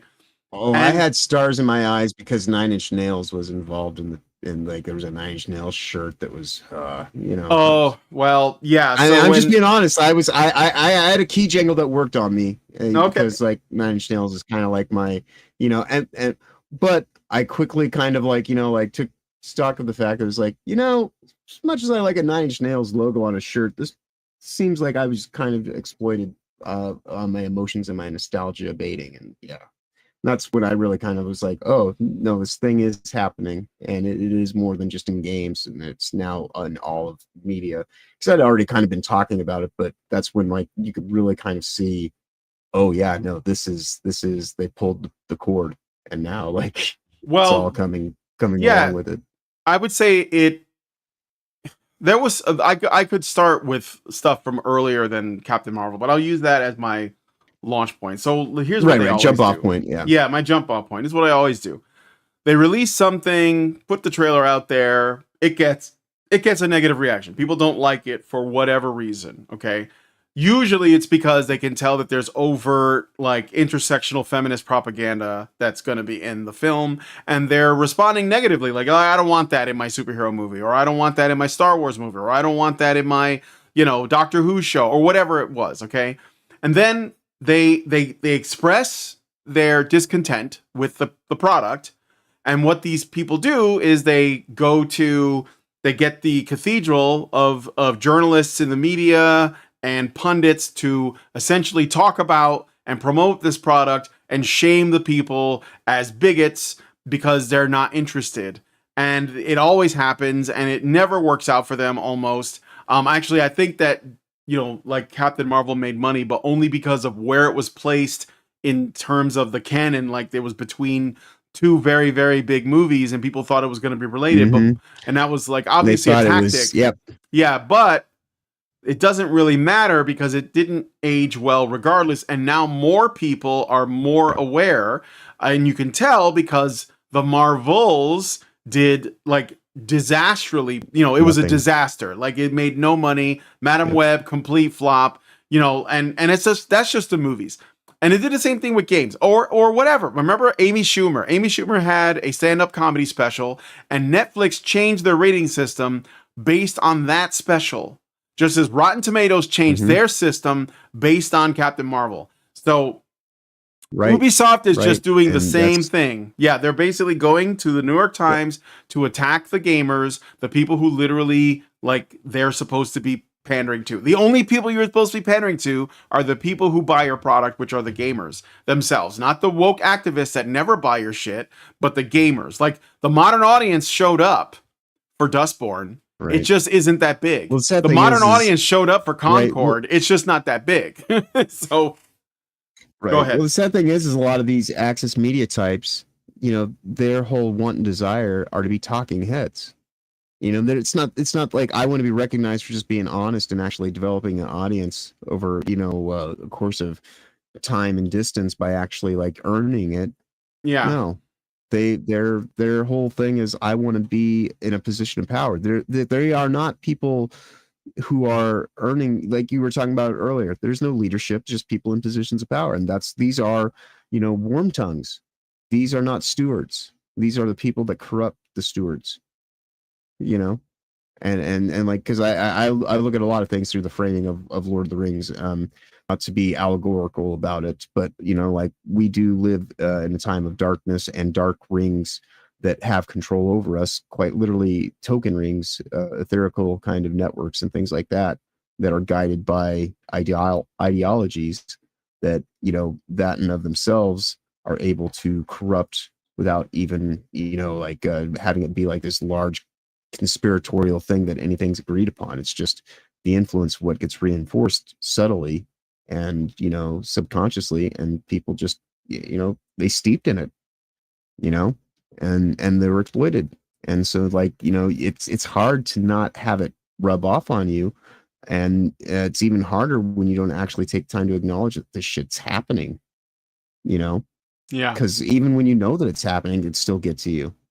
Because as I just said, I got pulled in by, like, you know, Nine Inch Nails being in the movie, even though I fully have been like complaining about Disney as an entity since the 90s, because I was talking about like this PC woke bullshit that they pull so obviously now when it was more subtly induced back then, because I've been talking about how Disney is a girls brand for 30 years, you know, and like I know Chris Gore gets the credit for it, and that's perfectly fine, but he's not saying anything that other people haven't said, myself included, previous to that, about how like you bought these properties to bring in boys markets in under the umbrella of Disney because you were historically a girls market, and rather than actually expanding your market, you just told boys that you need to be girls and girls get to be the boys. So fuck you, cut your dick off and put this you know, dress on, but now you don't even get to be a princess anymore because we don't believe in princess because that's too feminine.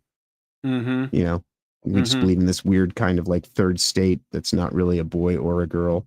And like, for as much as everybody, you know, was lauding In and Out too for not being full of woke bullshit, it's only because they cut it out at the very last moment. Yeah. Yeah. You know, that article's now out there, which, you know, I don't think we should really bring it up because we're getting close to the end of stuff. But yeah, that's where we're at. Like, you know, there's some stuff being done and people want to talk about the successes. Like, they're just trying to figure out a way to recalibrate the attack and make it different. And that's where you see it in the safety and fairness doctrines that prevent you from speaking, you know, on these platforms unless you use the vocabulary that they allow you to use. Mm-hmm.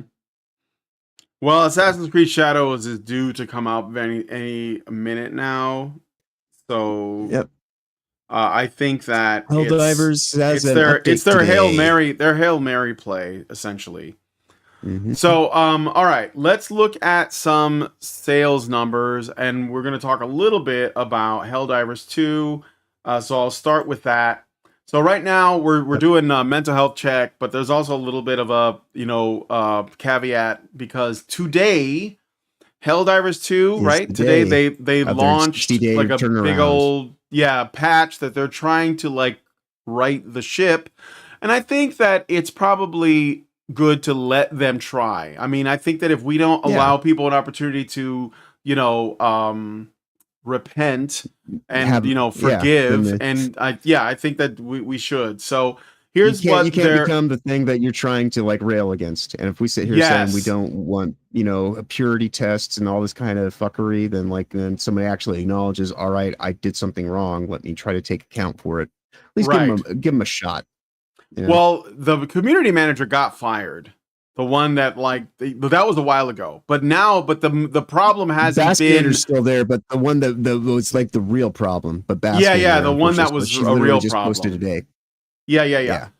So here are the buffs. So one of the main issues people have with Helldivers is that the game was meant to be sort of like a challenging power fantasy.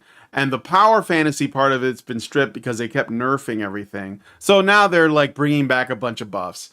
And I think it's going to bring some people back. Now, of course, like the issue with the Sony thing and the countries and all that could be an issue nonetheless. But all right. So anyway, buff number 1, flamethrowers getting buff, damage increased by 33%. The railgun is going to be seeing a massive improvement.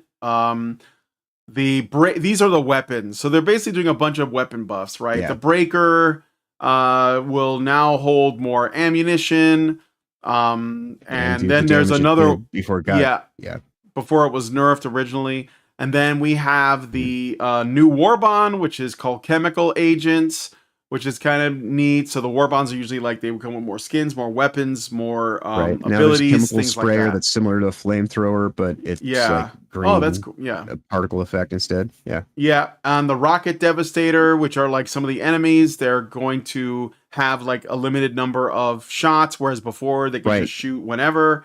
Spam the living hell out. Even the warships, everything in the game is now going to actually have an allotment of ammo on both sides, so it's actually a little bit more, of a war-based strategic kind of attack or tactical slash strategy battle. Yeah. So good for them, So yeah, they're go ahead. Oh, I was going to say they're at least making the attempt, and I think there's a few more guns that they're improving on because I think the like Eruptor is up. The Eruptor Mhm. is a they fixed the shrapnel on it. Yeah, they because they had fixed the the wrong shrapnel on it originally, and yeah. And then the Arc Thrower is going to go back to its former glory. it's going to be The more 500 deadly. kilo. Yeah, go ahead.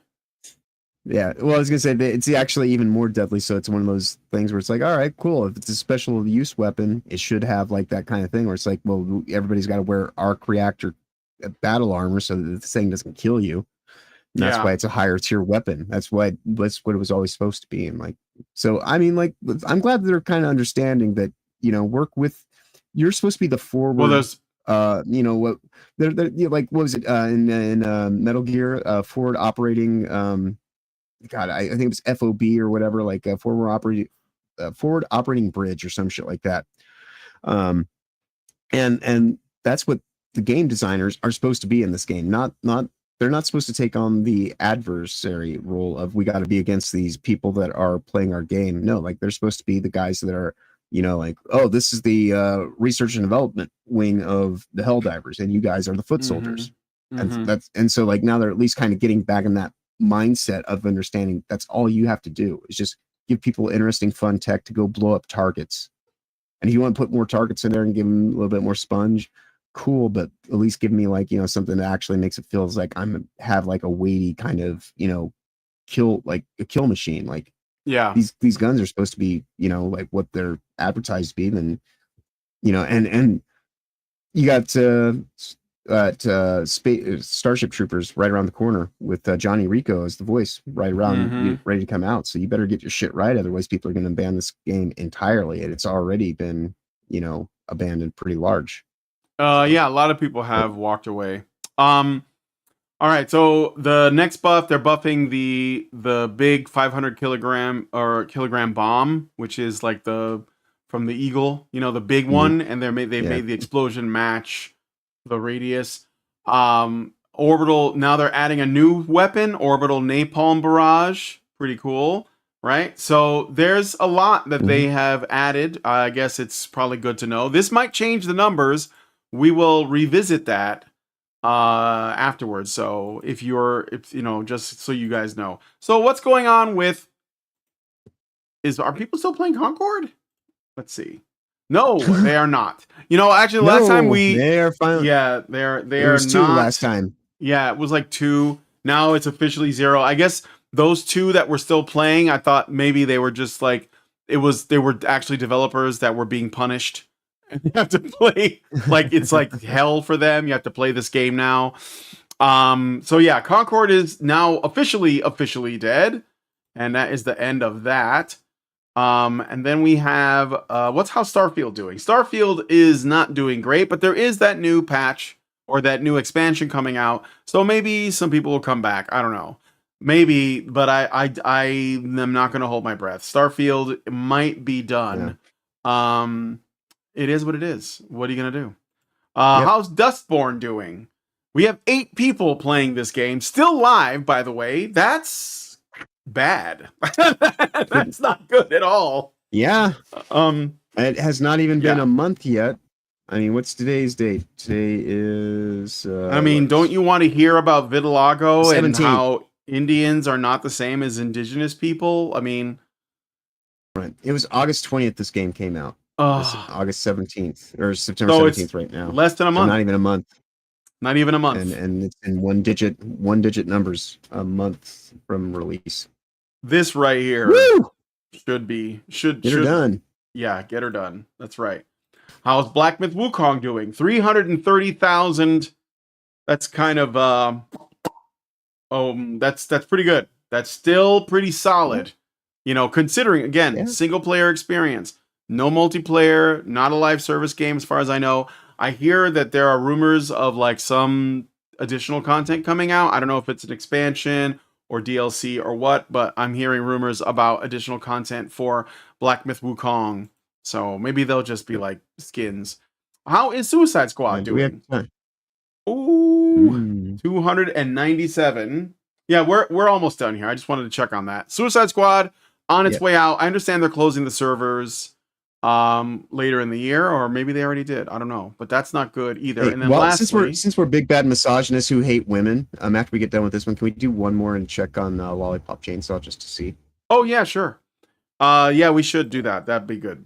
And then we got Homeworld 3. Oof. Also, 57 people. Yeah. Can you even play the game when it's At least like it's that? not 8. Mm-mm-mm. I don't. Oh man. Yeah. Yeah. There you go. This might go the way of Concord. Let's look up Lollipop Chainsaw. Lollipop Chainsaw Repop. 254. Yeah, so not Classic super Age awesome, but go ahead. What was that? Oh, I was just watching somebody play it yesterday, and like, it actually, it's got good music, good kind of atmosphere. Like, it's like it doesn't try to be anything more than it is, and it's just a good time. So, yeah. So, yeah. I mean, it's kind of a niche game to begin with, and with all the shit that's going on around it, I can't say that I'm terribly too surprised that it's a small numbers game. But this is also on Steam, and I know its big thing is on PlayStation, I think. Yeah. Well, So, yeah. I mean, it's well, the thing is, it's a remake. I don't think that remakes will sell as well as original titles, because a lot of people are like, well, I already own it. Or it kind of flies under the radar. Like it wasn't. Right. It's not like when they remade Resident Evil 2. That was like a huge thing, right? Yep. But this is like slightly but I mean, more 78.97 on the ratings. It's a cult hit. I thought it was supposed to be a terrible game. It's still good. Right? Remember, sure. It was supposed to be a 5. Yeah, IGN gave it a 5. That's what IGN was saying. It's not even worth. And they gave and they gave it Concord a 5 like a when 7. it came out originally. Yeah, they did. Yeah, they didn't wouldn't want to check review it. again. They didn't want to review it. So no. Yeah. All right, and I think that's it for the health checks. If you guys think of something that you want me to see the sales on, go ahead. This is a game trailer that you shared with me. Legends of Boom. Mm-hmm. I don't have any like game trailers to show off it's good. this time around, but yeah, no, this is coming out early October, hopefully. So this is I think the guys that are working on it are kind of in contact with me. Yeah, this is a fast-paced hybrid of card and real-time strategy. So it's a card game and it's a strategy game, I guess. So let's take a look With at foul-mouthed puppets doing the commentary. Yeah. Hi everybody, Flip Rimrod here, and welcome to the War Room, where opponents from across the universe play in the strategy game Legends of Boom. Well, I sit here about to lose my mind trying to figure out my username for my FanFool betting app. Well, because I forgot my password, and I hit forgot password. Now it's asking me for my username. Username should be my, just my email, right? Right? Nope, doesn't work. Nope, fuck me. So, now I'll just try my name. Flip. Nope, mother... Now with no space, first and last name, right? Flip Rimrod, makes sense. Not my email, not my first name, first and last together, no space, right? Nope, well, fuck me twice. And you know what really fucking burns my balls? Why does it say either your username or your password is wrong? Well, fuck you, AI, you piece of shit. Why not just fucking tell me you're so fucking smart which one is wrong, or give me a fucking clue as to how and where I'm fucking up so I have a fucking chance at this fucking game.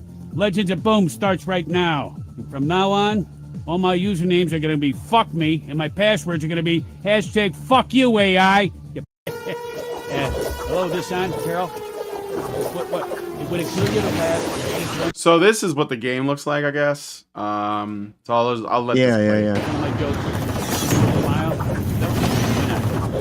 Oh, because you've heard it 1,000 times. It's not funny. Well, I've seen your sneakers 1,000 times, and I still think they're funny.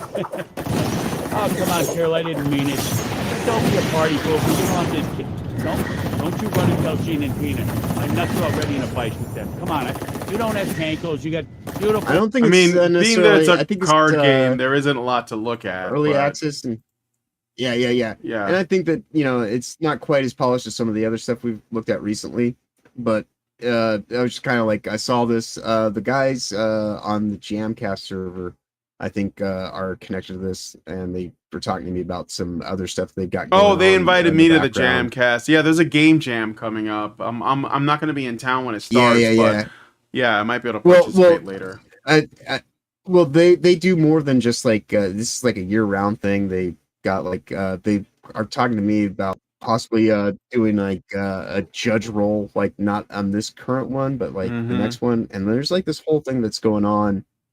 They're kind of getting the runaround by .h or itch.io for some really interesting stuff that I'm in the conversation with them, trying to find the right place to bring it out and kind of give them a little bit of a platform to speak about kind of some stuff, because they're conservative gamers. And so like they sent me this and I kind of was like, all right, I can see like, this is I'm not saying like this is like the best game that we've had on here. It seems like it's kind of like, remember what was that game that they put, or that movie they put out that was supposed to be from, I think that one was from The Blaze, that or was it also from Daily Wire that are you talking about the well, just dudes, what is it about? The basketball game. The basketball game. Oh, that's game, Lady Ballers. Yeah, that like, was Lady Ballers. Yeah. And so that I think that's kind of where I'm kind of getting a feel for this, where it's kind of like, it's almost like it's a little too kind of like in the paint on, like the foul mouth puppet. Nothing wrong with it. It's just, it's kind of like, what else we got here? And so, like you were saying, it's kind of some simple mechanics, it seems like.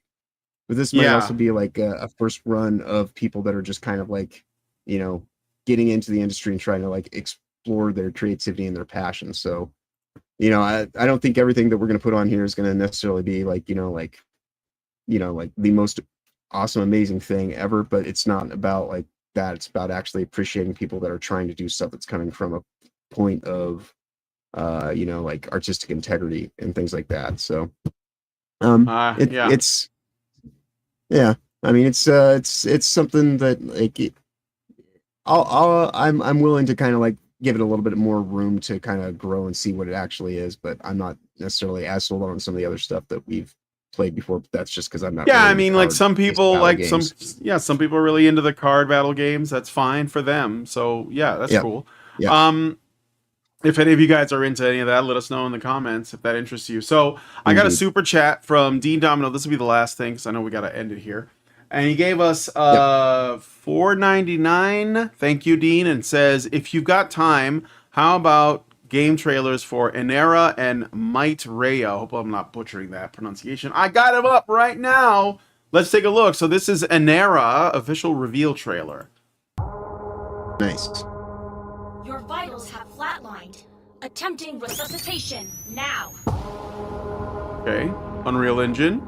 I'm getting cyberpunk vibes already, which is fine by me. Yeah, I was gonna say, now this looks like something really cool to end on. Yeah. So I thank the chat for like, Check the body. Yes, sir. Yes, sir. We're in the clear. No signs on any. Alive. He's alive. I like music.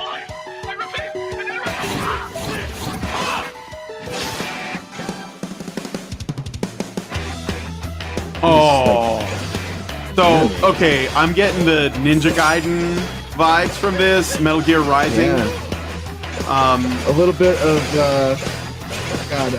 Ghost, Tokyo Ghost,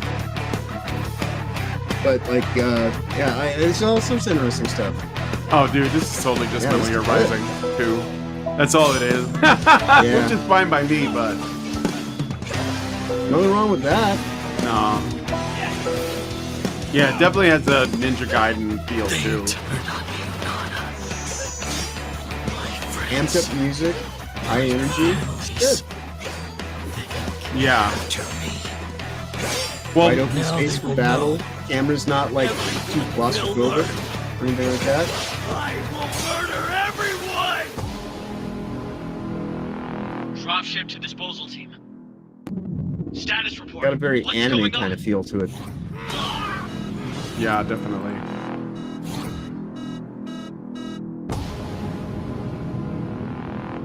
And at its core is a third-person hack-and-slash game set in future Japan.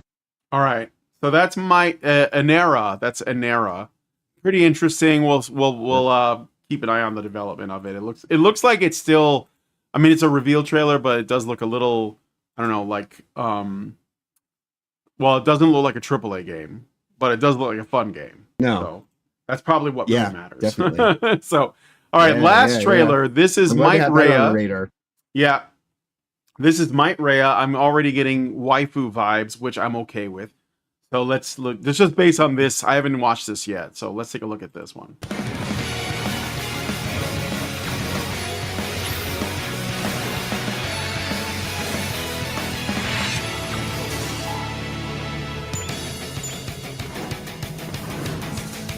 Wait, this looks familiar.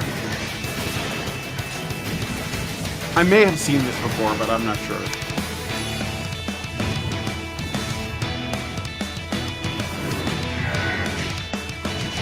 I like how this kind of like it reminds me in some ways kind of like when Dragon Ball came out on PS3. Oh, you mean like Tenkaichi, Dragon Ball Tenkaichi? I think so. The one where it was like it actually kind of felt like more of a cartoon. One of the episodes, the way that it was built, and like the battles kind of like came in and out of like interesting camera shots. And, this looks really good. This looks really interesting.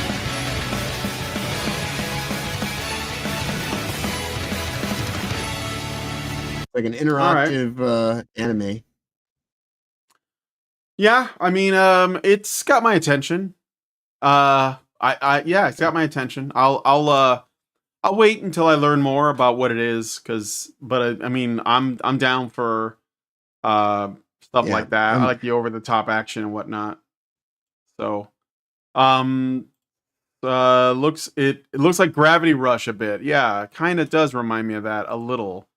But I can tell it's meant to be like more over the top, like fighting schoolgirls, giant robots. I'm okay with that. I don't have a problem with that.